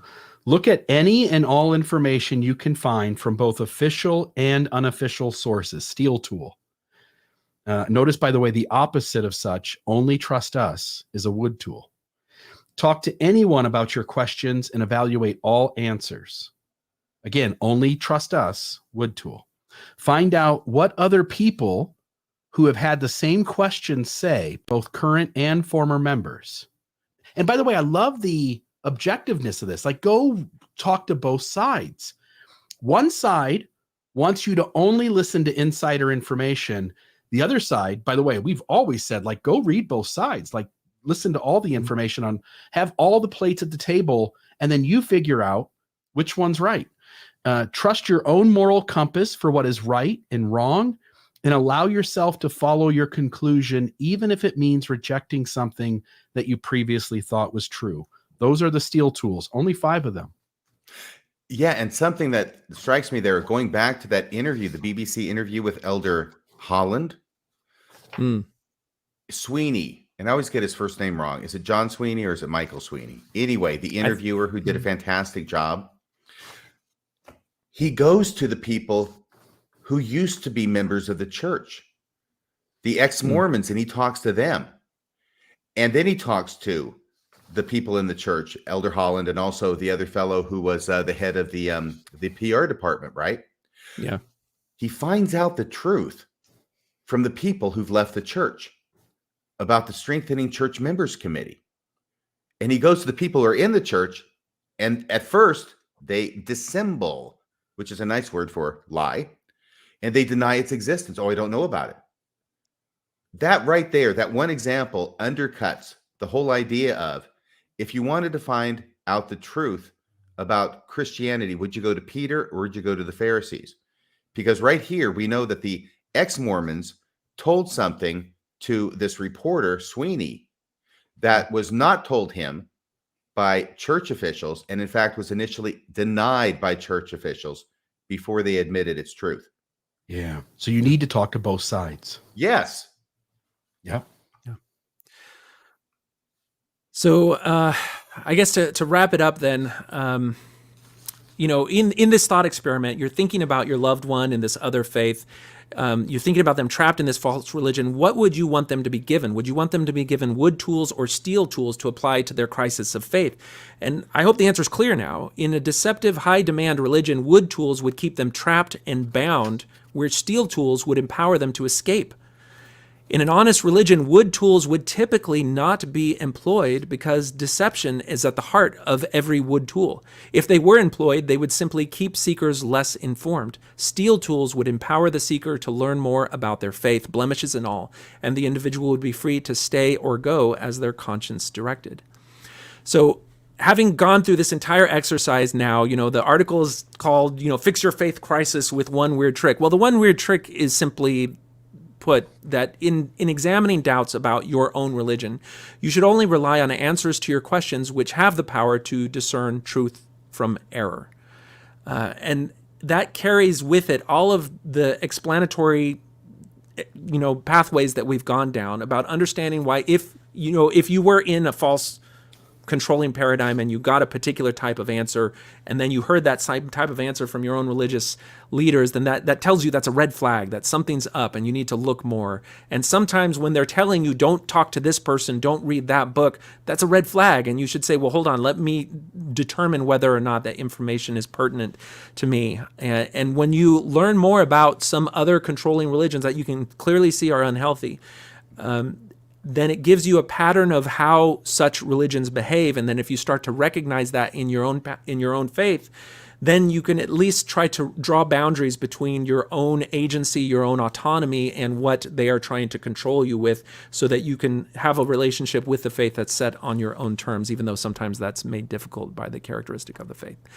So that is, in a nutshell, I encourage everyone, if you're interested in kind of getting to the nitty and gritty on this, then certainly there's a link to the article that I think Bill put as a part of this, and certainly include that. I've put on my channel me reading this article verbatim. This presentation is included most of that as well. And with that said, any questions or comments? Yeah. We'll take some calls, but you didn't include the ending.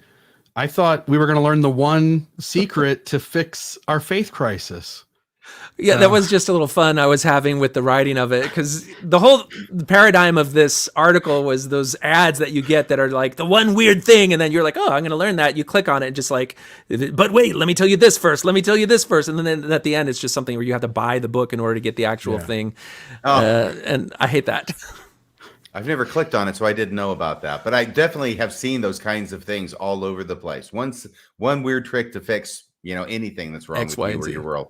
Hey, can I tell you, this is my comment for you. Let me give the number out really quick, RFM, just so, because we don't have any calls in the bank yet. Number. So, yep. So you can join in the call-in portion of the show by calling 662-667-6667. That's also known as 662 Mormons. And there's obviously a URL there if you need to do it some other way, but hopefully folks will call in. I really think this is just a beautiful tool to figure out when you're being tricked into holding false beliefs continually, and what tools can help you get out of that circular reasoning. So thanks, Jonathan. And I guess the other parting thought that I would have is that this article speaks a lot about religion.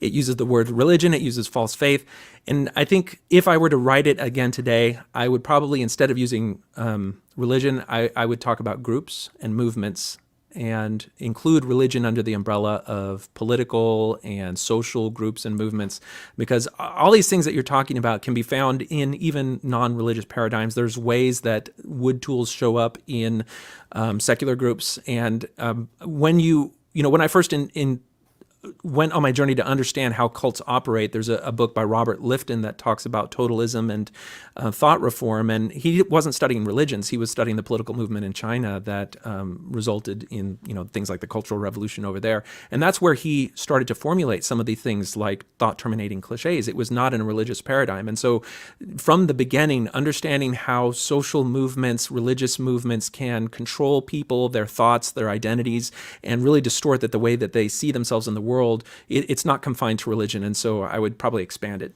to do that. So that's the only thing I have to say. Love it. Okay, RFM, if you're ready, we got one call here. We'll start with that one. Oh, I wanted to make my comment, but Please, we can take the phone call. We can take the phone call. We don't have to leave them waiting for half an hour like we did last week. No. Nothing's more important than RFM's comment. Well, thank you for recognizing that. Okay, then I'll go ahead. No, because this was somewhat revelatory to me. Although it's 20 years ago, and it connects with what you said, but in a way that I did not expect. Now, Carrie Schertz, who's watching avidly, is going to probably resonate with this. But 20 years ago, I spent several years combing through extra biblical scripture, okay? Stuff that was accepted by somebody or other as scripture. There's New Testament Apocrypha, okay? And that's 2 volumes that are like that. If you'll hang on just a second here, I'm going to try not to spill my Diet Coke while I'm bringing the books up here. Oh, what's this? Traditions about the early life of Abraham. That was a big one. Excuse me. I'm just going to put that one on the floor.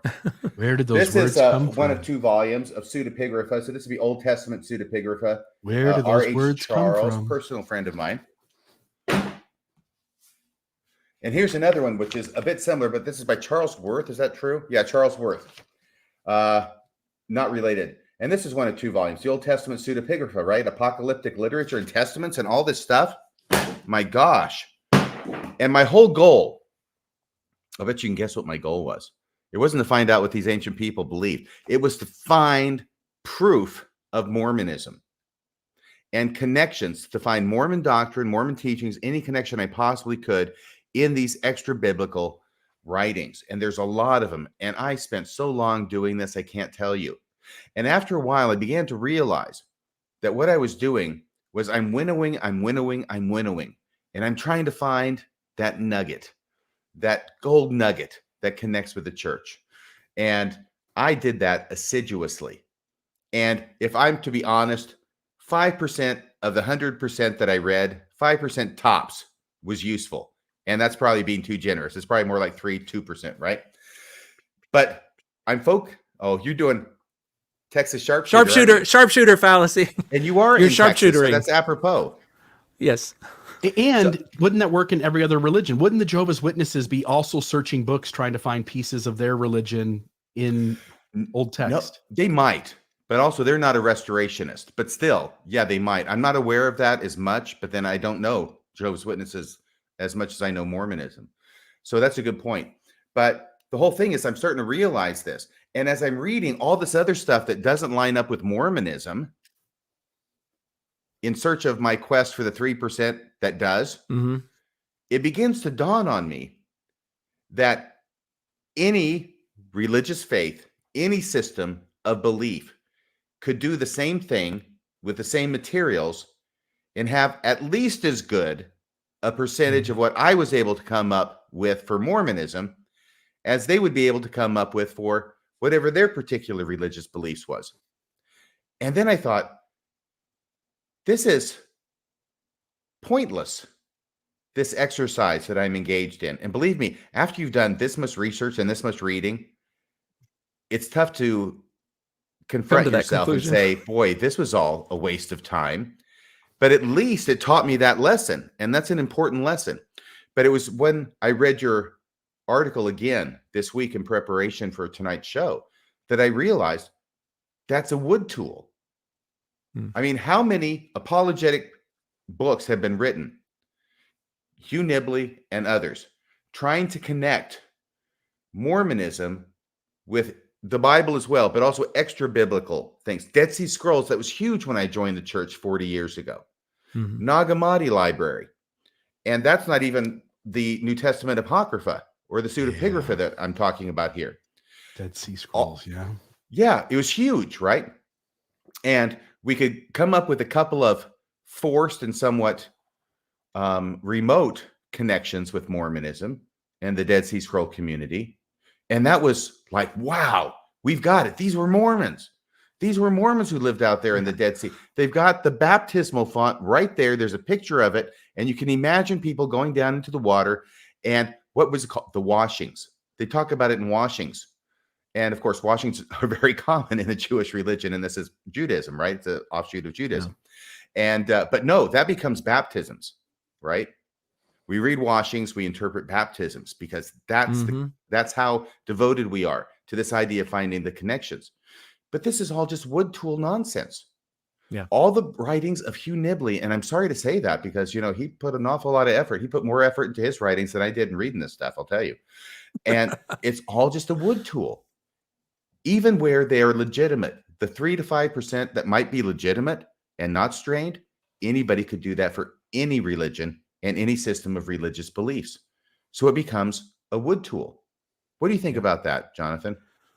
Well, I think you're spot on with that. And they lean into it even more. I think the famous statement by the Egyptologist, where I forget his name, but he said, you know, I approach the study of the Book of Abraham and Egypt. Muhlestein. Yeah, Carrie Muhlestein. With an emphasis on the mule.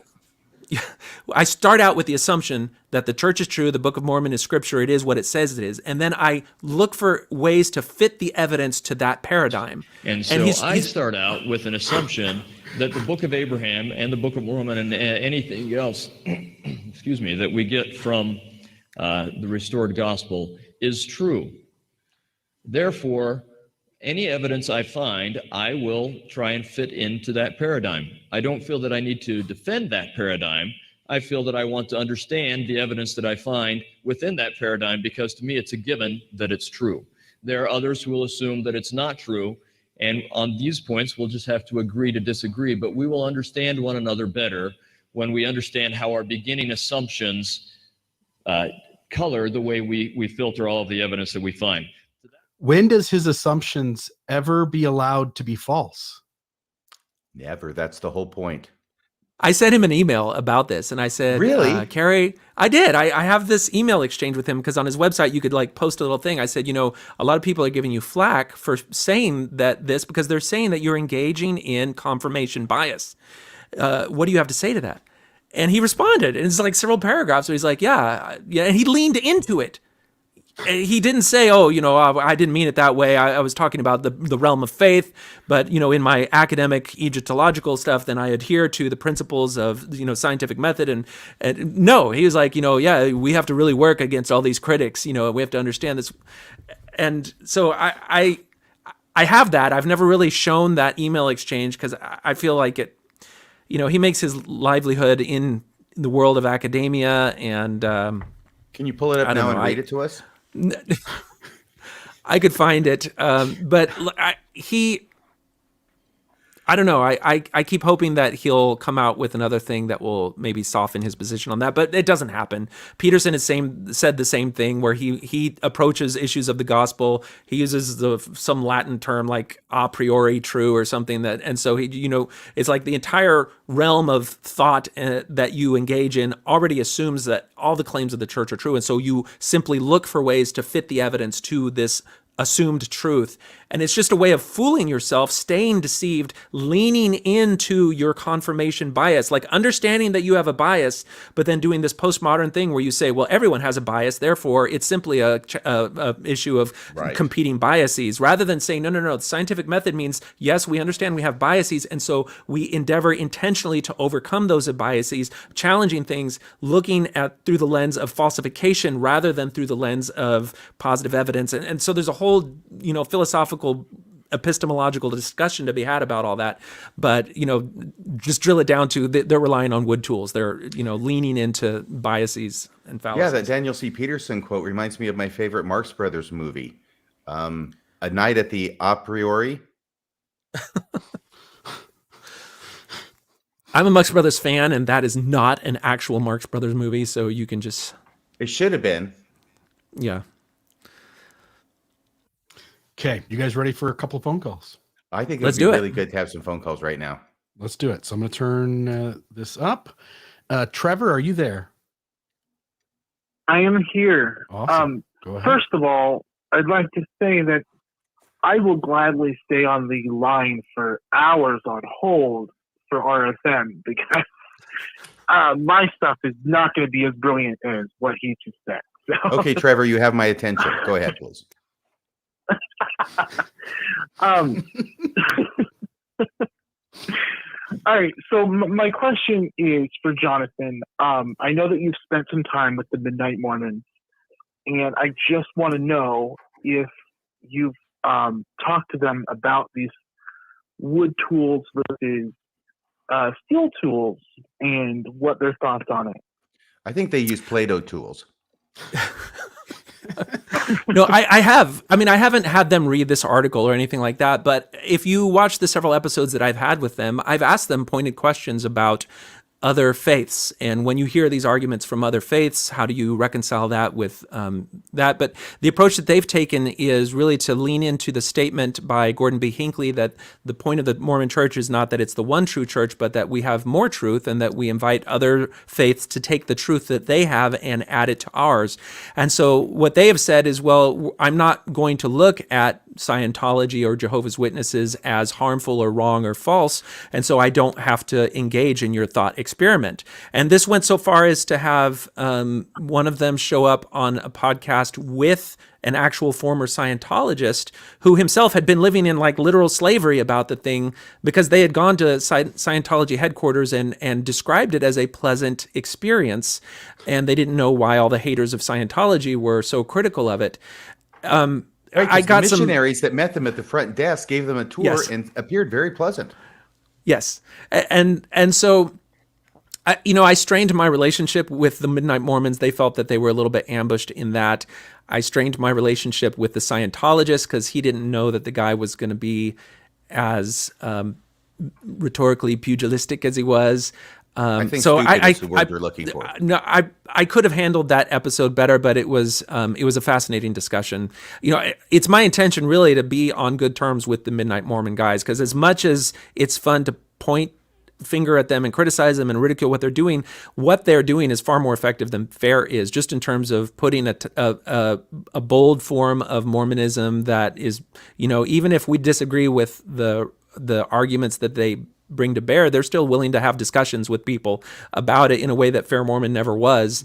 And I think we can do better at engaging in that discussion by, maybe just willing to let the discussion happen and be the focus of it and letting some of the interpersonal stuff not take center stage on that. But that's just my own philosophy on it. It's more boring, perhaps. Yeah, well, be careful with those comments, because the last time I complimented Kwaku for being willing to go out and have debates with other people, I got crucified for it.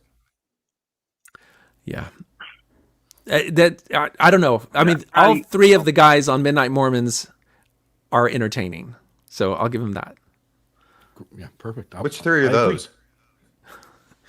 Kwaku, Brad Whitbeck, and the yes. the host Who's the with third one? most. Who's the third one? Yes, Gordon Ellis. Corden. Cardinellis. Curly.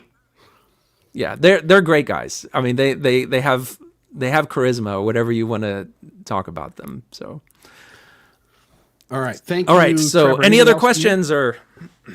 Let's focus any other questions about I the just Midnight wanna Mormons, say- all right? I just want to say I would agree with you. We should give them credit for even being open to have the discussion, because that is such a stumbling block with Mormons in general. Yeah. But thank you, Jonathan. Thanks, Trevor. Thank you. Like Daniel C. Peterson will Bye, not guys. go debate anybody. He's very boisterous and very full of himself as long as he can't be asked any questions. And the same with his protege, Stephen Smoot. Right? Stephen, what's his middle name? I think his middle initial is a B. Okay. But I can't remember the middle name in its entirety. That's good. Excellent. Okay. But though they just sound off, I've got the truth and I can totally defend it. But when it comes to being asked, well, will you come on the show to defend it? No, they will not. They absolutely will not. They are paper tigers. They won't even mention our names, or they won't mention anybody's podcast. They won't talk about where the opposing arguments are. They do not want you to read both sides. Right. Okay. And well, let's have power when they will not mention your name. So you guys are talking about these egotistical church apologists not willing to debate anyone. You're willing to debate. We've seen that already. So I'm going to act like Don King here for a little bit, in spirit only, which is, are you guys willing to accept a debate challenge? Because just this week, a debate challenge was thrown down, the gauntlet on the floor, for you, Bill Reel, and Radio Free Mormon to debate one Jacob Hansen and his counterpart at the. He is an up and coming, not Midnight Mormons, just a different thing. If you go to what is it, like Thoughtful Saints or something like that, it's like one of those YouTube channels, and he's been making inroads in having discussions about Mormonism and pushing back probably more fiercely and forcefully than even the Midnight Mormons, and willing to engage people. And he's issued you a challenge to a debate, terms to be set forthwith. Just FYI, I agreed. So I reached out to Jacob a few years ago. Oh, is this the mentally unstable one, Bill? I don't know that. Okay. So I reached out to Jacob. I think Jacob's been on Where Will You Go, one of the podcasts under our umbrella. But here's the thing with Jacob.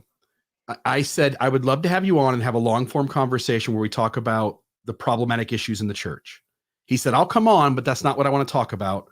I want to talk about when people leave the church, why they are so set against the church, right? He wanted to change the topic to something that was suitable to him.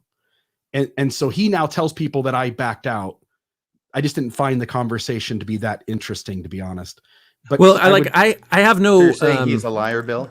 No, I'm not saying that. I'm saying that he's telling a version of the events that's best for him. And I haven't actually heard him. Like his challenge in this regard did not include that backstory. I have no idea of what contact he's had with y'all. I would love, Jacob's welcome to come on. I'd love to have a 2-hour sit down. He can bring a person with him, and RFM and I will ask them questions about the problematic But the thing is, that doesn't matter. Like you guys did not initiate this. He laid down, he said, and he's interested in a structured debate format where there's a moderator. Well, this is what he's done. You guys can decide whether or not to accept it. Well, he's set some parameters. Jonathan, sure. I hate to interrupt. When Maven pops in like Barbara Eden into the show, okay, go ahead. What we typically do is we think she's got something to say, I do. Maven, what do you have to add?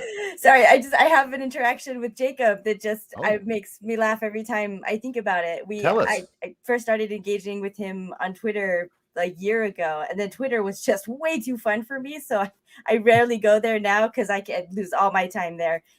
It's the best to get Mormons to just really show, because the short format, you can't do the apologetics, so you kind of have to say the quiet part out loud, and they are just willing to do it, and Jacob's one of them. So anyway, Jacob we were talking about morality, because I can't have that as an atheist, right? So and then we got into talking about consent. So I just was trying to throw out just a completely hypothetical situation where, let's say you have a 37-year-old man who is claiming to be a prophetic voice speaking for God, and proposes marriage to a 14-year-old girl. Hypothetical, total hypothetical. I'm just making it up. Does this 14-year-old have consent? And boy, did he really try to weasel out of that one. And ultimately he did, because he tried to, just go all over the place. And I kept coming back to it. I was taking a page out of Bill's book. I was like, can we go back to this? Go back to the scenario. Can you please tell me if this 14-year-old has consent or not? And then all of a sudden he announces, and I've got the screenshots to prove it, I am going on a social media fast. I can't answer your question. Oh my I'm gosh. Where did he learn I'm that trick? serious. I was, yeah, it was like, Good tool. we're going at it. And then just, and I was like, are you kidding? Like, you know what this looks like, right? You understand that everyone's seeing your response, that is your response, looks bad. And he defended it though, but he's just like, no, it's a good, everyone should do a social media fast from time to time, which is true. But boy, what a time Absolutely. to just, I cannot answer your question. I can tweet and respond to you, pointing out, Yes. what this looks like, but I still can't answer your question with a yes or even a no. But he did offer for me to email him. He gave his email address, which I did email him. And you know what? People get busy. I am terrible at answering emails, so there's definitely people in the chat probably that Who are does like, email "Okay." anymore? That's like Right? 1990s. But anyway, so I gave him 3 months, and then before checking in with him again because he did not answer then either, and yeah, he still hasn't answered. But anyway, Well, it sounds like that's Jacob pulled a brave Sir Robin on you. Yeah, I think I just Well, maybe I would say, fun. in my experience, having these types of discussions, it's helpful in your own mind and to understand the situation that the goal may not be to win an argument, but if you've laid out an argument that he doesn't have a good answer for, then it's something that he will ponder, and there's a chance that he'll shift his position in the future, and that can be seen as a victory, and you should be open yourself to also having that happen to you if somebody lays out an argument. And I'm not saying you particular, I'm just saying any of us that engage in these things. Jacob has shifted. He's softened a little bit. He came onto the scene a few years ago and was far more arrogant and difficult to have a conversation with than probably even than what you're talking about. So you probably even got softer version of Jacob. So you're saying that Jacob used to be even more arrogant than he is now? Yeah, Is that yeah. right, I mean, he still is a complete egotistical blowhard, and I can say that because I'm an egotistical blowhard. But But if you he's fun, if anything answer else. something or you don't want to, I just feel like it would have been a lot more honest for him to say, I need to think about that, or will you give me the space to think about that, instead of I just decided to go on a social media fast. I'm getting off everything. It just was wild. I couldn't believe it. I would pay good money to watch a no-holds-barred grudge match between Jacob and Maven. What do you think, I don't folks? think I'm good live, but I don't know. It would. Oh, you're too good live. Jacob, I guess. You're very, very good live. You are Jonathan, excellent. You are have a scalpel wit. I need time to just think about posed things. that. That's the thing. But thank you, Radio Free Mormon. I'm gonna let you guys keep talking. I'm gonna jump. Okay, bye-bye. As you pose that to Maven, I just want to tweak that a bit, which is when I'm in a conversation with any of these folks, Kwaku or Jacob Hansen or Dan Hardy or whoever, I kind of know up front, I'm not going to change their mind. They're not going to change my mind. The audience for me is who I'm speaking to. I'm laying out an argument and Dan Hardy's responding with his, and everybody's watching.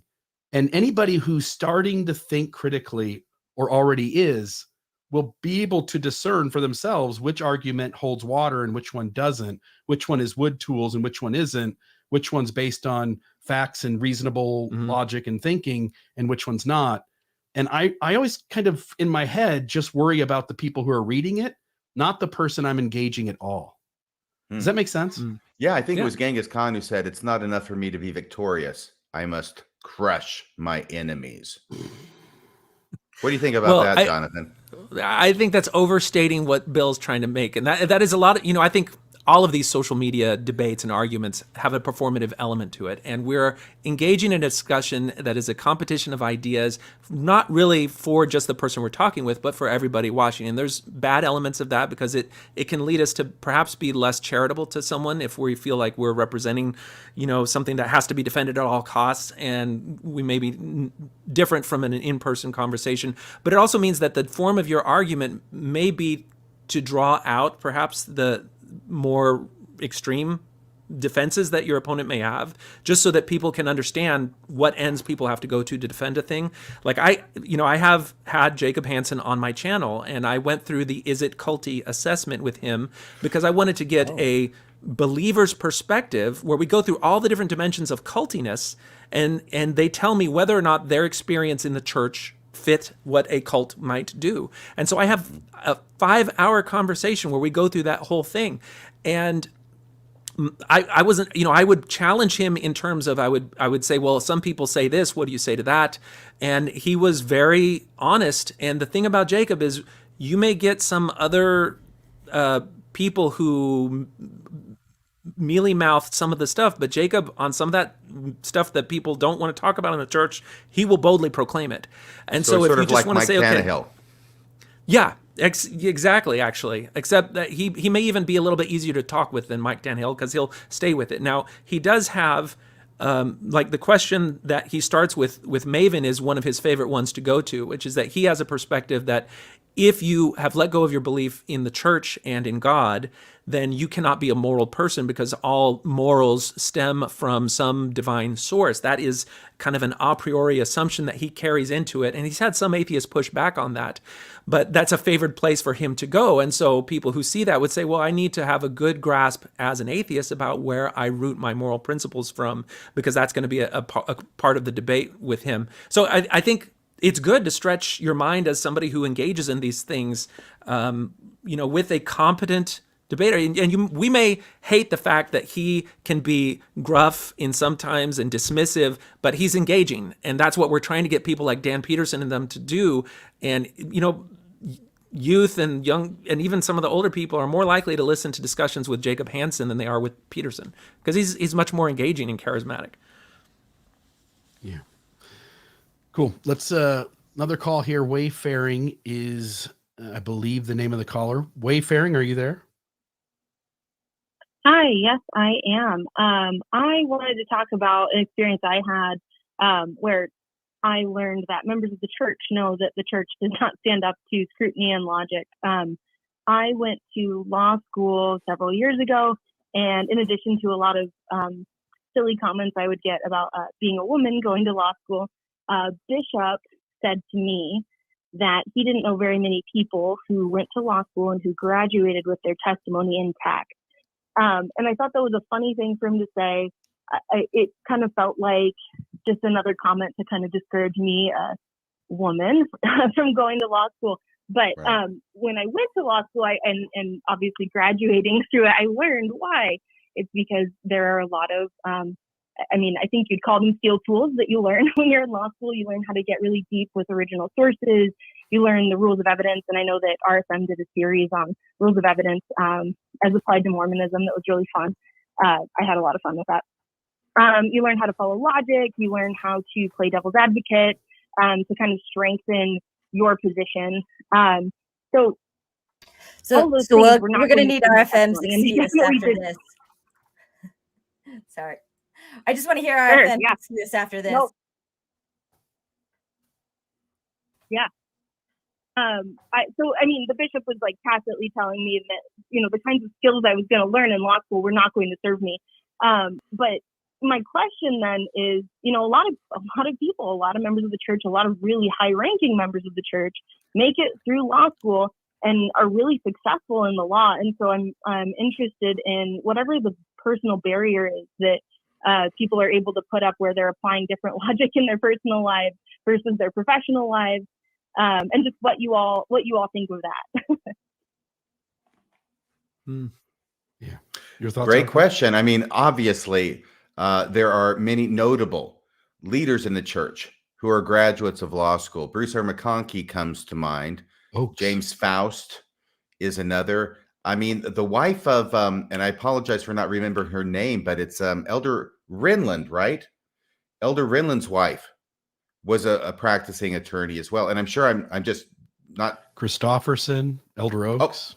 Yeah. Oh, I'm sorry about that. Elder Oaks, I apologize. I forgot you were a lawyer for a second. So the thing is that it seems like it's okay, especially for men, okay? And I don't know that your bishop would have had the same problem with you going to law school if you were a man. It's almost like keeping you in your appropriate lane as a woman. I can't read his mind, but I will say that the problem with law school is a different problem than divinity school, where you start learning about issues related to the Old Testament and the compilation of scripture and all those other kinds of things that ended up having Bart Ehrman lose his faith. But law school is designed to teach you how to think.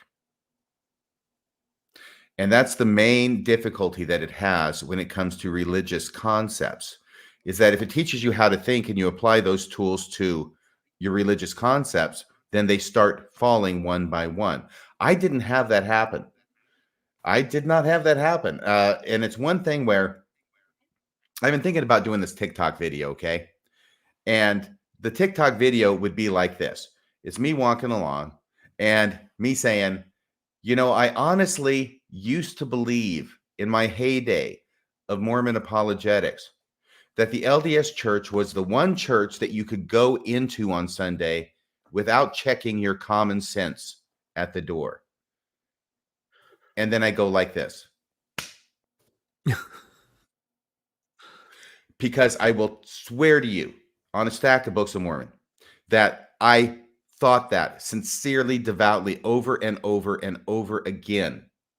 Everybody else had to check their common sense when they went into the door of their church, but not the LDS church that I went to. And now I look back on it and I go, how on earth could I have ever been so naive? But that was while I was a practicing lawyer after graduating from law school. I don't know if that helps at all or if that addresses your question, Wayfaring. How about you, Bill or Jonathan? Your thoughts? Your thoughts, John? Belief is a really powerful thing, especially when you're shaped and formed by it, and it makes a part of your identity and your sense of purpose. And we compartmentalize things. We can apply an analytical mind to aspects of our life that, applying the same thing to the area of faith would destroy it. And we don't do that for various reasons. And, for the people that are leaders in the church and attorneys, their concept of belief and faith in what the church actually is may not be the same as the typical church chapel Mormon. They may have a totally different concept of what a religion is and what their role in the religion is. And so we can't all assume that they believe in the exact same paradigm that we do. Can I also suggest that within Mormonism, first off, Mormonism is an incredibly legalistic religion. Mm-hmm. And I think that may be shared by other high demand, I don't know, fundamentalist religions. I'm not sure, but I sure am sure about Mormonism. It is a very legalistic religion. And it is possible that the same part of a person's character that attracts them to the law and go to law school may also attract them to Mormonism and its legalism. So maybe lawyers might be more prone to be faithful Mormons than non-lawyers. Just a thought. Yeah, and if you're in a system where you've been given the stake presidency because of like, I must be really good and respected, the general authority made me the stake president, and then you get to be an admission president in an area authority, then it's and then if you let go of your faith, then you lose the prestige, you lose the sense of eliteness that's part of it. There's only a few examples in other faith traditions where someone at high levels of authority were brave enough to say, you know what, this is wrong, it's false, it's fake.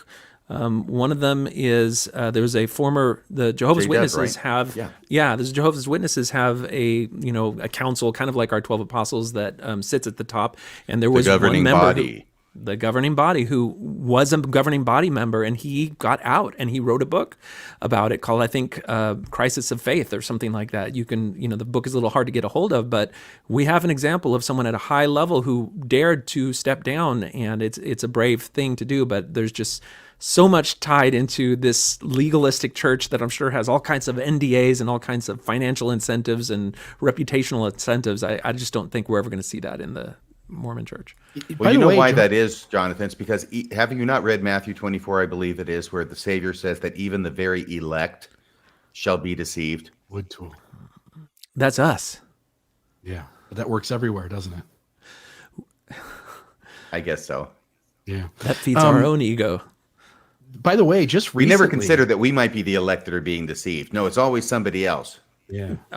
Just recently, the Jehovah's Witnesses, their TV guy, somehow was removed. He was removed, and all of the videos with him, something that was all gone too. Like something just happened where one of their top people, the guy that was the face of all their television programs. This is like the J-Dubs version of the Tits videos. He's gone. Yeah. Kind of like Tits. Yeah. TITS, the acronym. This is the show. By the way, this is the show. I want to make sure everybody understands the reference. Yeah. That's not mine. That came up with by, your good friends, the Midnight Mormons. This is the show. It lasted what, 2 months? Yeah, it was not renewed. But then It it canceled didn't go into mid-season, syndication. first season. You can't find it on Nick at Night. No, they it's just gone. got rid of them completely. And that's what reminded me of it when you were talking about this J-Dub guy, the news guy for the Jehovah's Witnesses. Yeah. And they just got got rid of all of his videos. Did Yeah, he do something something- wrong? I don't know the Did he details. I didn't produce pay a that much thriller attention. video or something? Yeah. I don't know the details. I don't know. I haven't. Yeah. I haven't. Unfortunately, Lloyd Evans, who's the most prolific ex-Mormon YouTuber, has had a really rough spot over the last couple of years. There's been a lot of drama in the ex-J-Dub community that it's difficult to cover. You know, I had a lot of respect for Lloyd and everything that he's done, and he's had some harsh criticisms that some people feel very justified about. So that their ex-Mormon community is a little bit in shambles right now, or but you ex-J-Dub said community. Yeah, he's an ex-Jehovah's Witness, this Lloyd person. Right. Got it. Okay. Okay. Thank you, Wayfaring. I'm going to let you go. As long as it doesn't have anything to do with trips to the Philippines. Thank you. All right, we got. I don't know what it has to do with. Okay, I'm gonna pull up our last call for the night. This is Ruben. No, Ruben. sorry. I think this might be Becky. Is it Ruben or Becky? Because the call screen thing says both. Done and had some harsh criticisms that Hello. I'm guessing Ruben. people were very justified about that. Their ex-Mormon community is a little bit in shambles right now. So Hello? Ruben? Oh, turn Is off this your a butt mic. dial? Did somebody butt dial the show? Okay. Hey, Ruben. Hello? Thank you, Wayne. Do you ever have somebody butt dial you and you're like listening in on a conversation and then you hold it really close to your ear so you can see if you can hear anything compromising? Yeah, maybe you can get some gossip or something, huh? Ruben, you need to go get Hello? a sandwich. All right, I'm gonna just drop the call. I guess I'm three. Sorry, Ruben or Becky, two- whichever you are. Becky, you're there. How are you? Excellent, Becky. I thought maybe Ruben was on the call because we heard something else, but go ahead. I think she hung up. That's the end of her. She hung up on us just when she got Not a through. moment too soon. Well, you guys, I don't know how long you usually go, but Midnight. There have been some criticisms about this article. I in some of the defending groups, I posted that I was going to have this discussion and that I was interested in any criticisms and giving people a chance to read it. And there was a little bit of pushback and some people that found some difficulties with the essay, but we may be too close to the end. It's up to you if you want to go and talk about those. Can you just really at a kind of a surface level just tell us what they are? Maybe list a few of them. Well, I think a lot of it addressed the idea that the article poses kind of a black and white paradigm of true and false religions, and that that's not necessarily the way that religions put themselves out there. And I think there's something to be said for that, because if you're raised in the church, you're given a sense of what it means to be a religion, and you kind of look at the landscape of religions and the believers in them, and you assume that they have the same legalistic, literalistic, concrete notion of what a religion is, how it derives from divine authority, and so you just assume that all these other religions are doing that. And then when you go and you spend some time in those other religions, that's not necessarily how the religions are set up. And in some cases, there's much more of a community brought together under some shared values and shared stories that they don't take as concretely, historically, literally real, but still give people a sense of meaning and purpose and a reason to be together. And so I think there is something to be said about that. And that's where this is not the end of the conversation. I think there's more conversation to be had about what you do once you've gone through this process and how you then navigate the world outside of that. So yeah, Jonathan, as soon as you start talking about pushback to your article being, some religions are more nebulous, they're not as devout. I mean, they've already removed the entire subject from what it is you're talking about, which is high demand fundamentalist religions that are not like Unitarians, right? They do. I think this is a specious argument. Yeah. That was my point. What do you think, too. Jonathan? Do you think it's specious?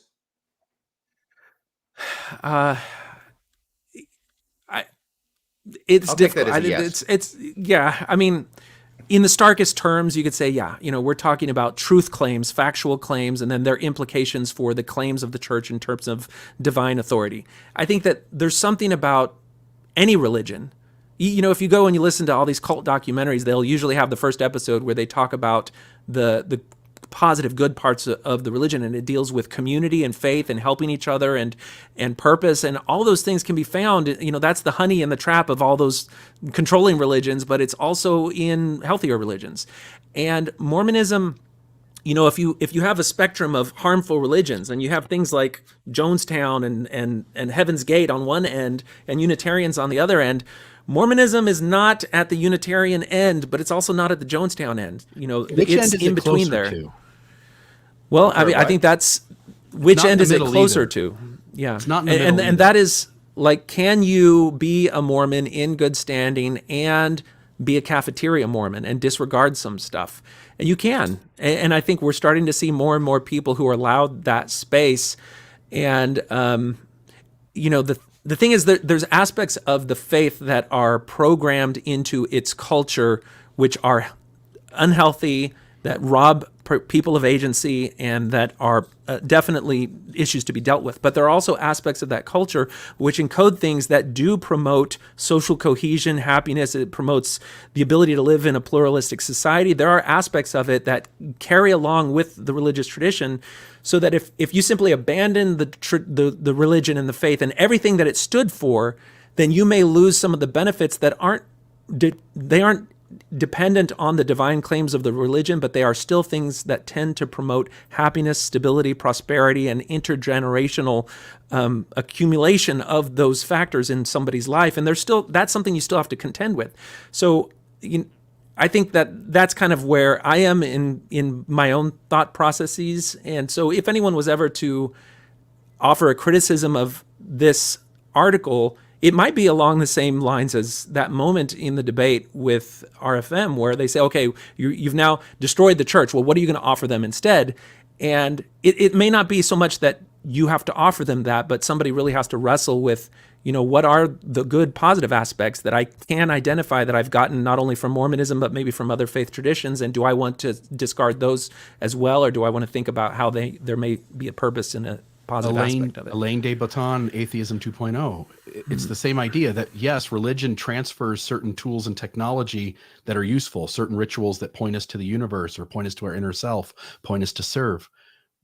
But all the myth story, again, it's the only way to get this strong collaborative effort. But myth story also manipulates people and shames people and causes fear and hurts people. And so how do you untangle all of that and keep the useful stuff and people loyal to it, that they keep going along and doing the thing, showing up on Sunday without the strong myths that say we're the one true place? That's really difficult to do. And not very many people are experiencing success at that.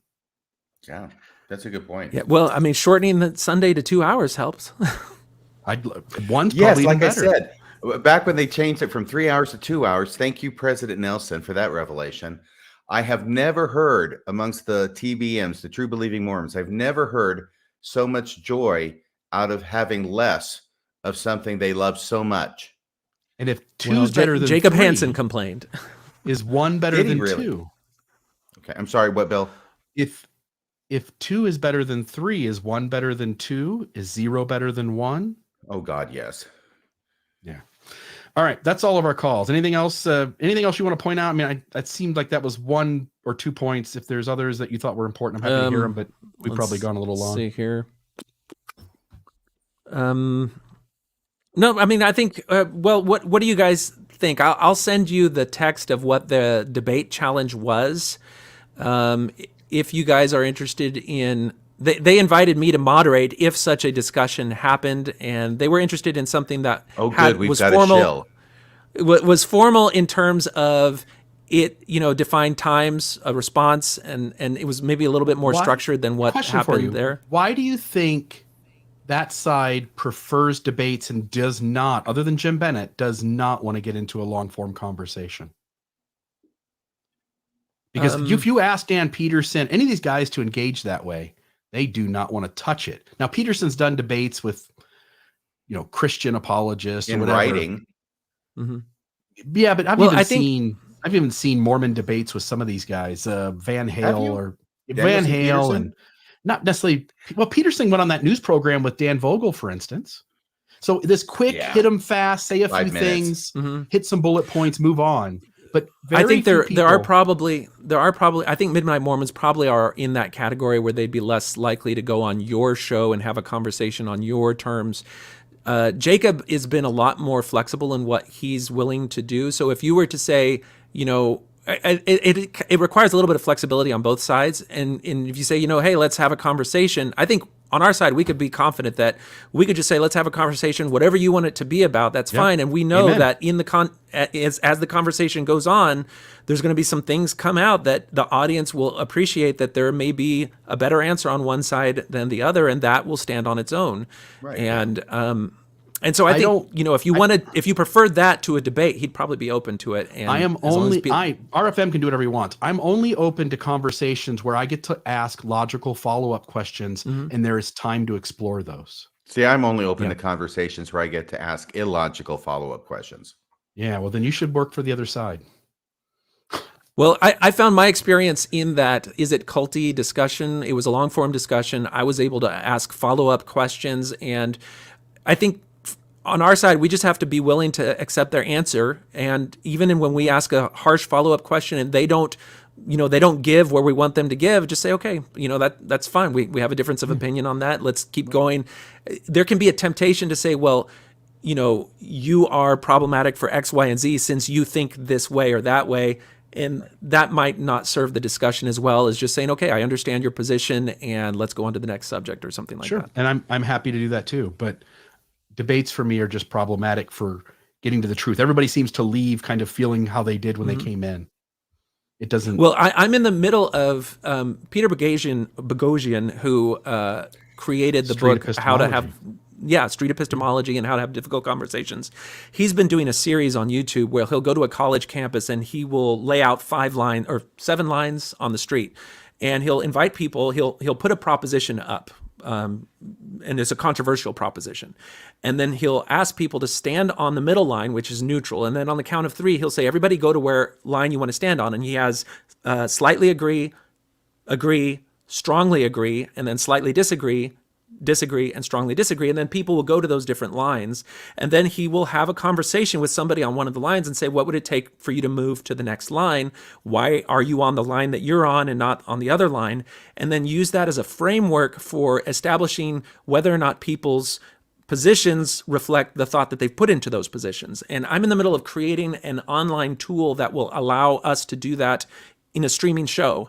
And so that's a paradigm that I'm hoping to get some people who maybe are on different sides of an issue to get together and talk, and then we can invite the audience to stand on a line and then shift as the discussion goes so that you can see in real time how your audience maybe has thought their perspective different. So yeah, that'd be beautiful. I'm hoping to have that in the next couple months, and I'll let you guys know.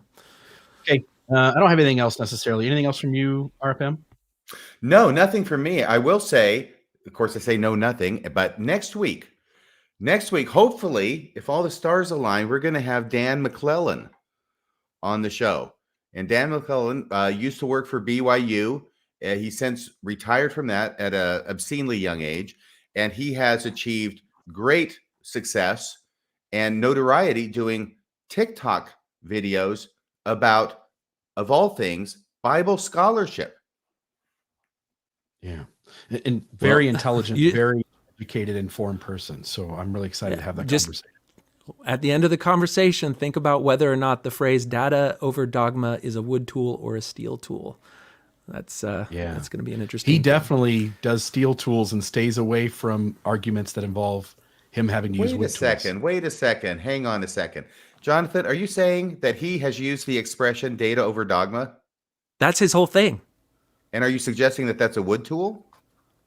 I'm suggesting it's worthy of consideration. Yeah. What do you consider it to be? Well, I think when you say data over a dogma, you assume that because data exists and it requires somebody to convey data. And in the conveyance of that data, you are informed by certain assumptions. And if the nature of your assumptions are never examined, then you can go around talking about data over dogma all you want and spritz the air with the air freshener of data over dogma so that and no one will ever look to see whether or not your interpretation of your data is infused with dogma. But then you can say, no. My interpretations are simply data. There's no dogma. And I don't know. It's just, there's a way that he approaches issues that rubs me the wrong way. And so I am eager to see your conversation. Okay, well, hopefully he's not watching this now. He might be canceling.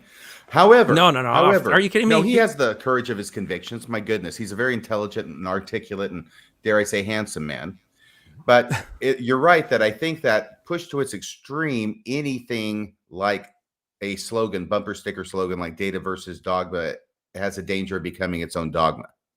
I am Scripture. It's the same thing. I mean, it's just said in a non-religious way.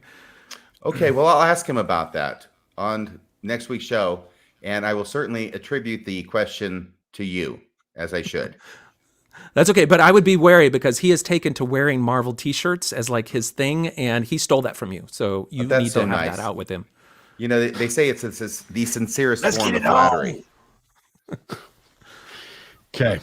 All right, you guys. Have an excellent night. Streeter, thank you very much for coming on and helping people see how wood tools work and what they're designed to do. And I got to tell you guys, I am so impressed that you guys have just kept up with this show every week with new content, with engaging content. It's really kind of been a spark of life in the ex-Mormon community. I'm impressed you're watching and listening. There's always something on Wednesday night to look forward to. The community that you guys have in your discussions is great, and the broad, range of people that you have on is great. And I'm just so glad that you guys have done that. And I just want to make sure that I've had a chance to tell you that on air. Yeah, thank you so much. I appreciate that. Wednesday nights, it used to be Barney Miller. Now it's Mormonism Live. Yeah. Have a great week, everybody.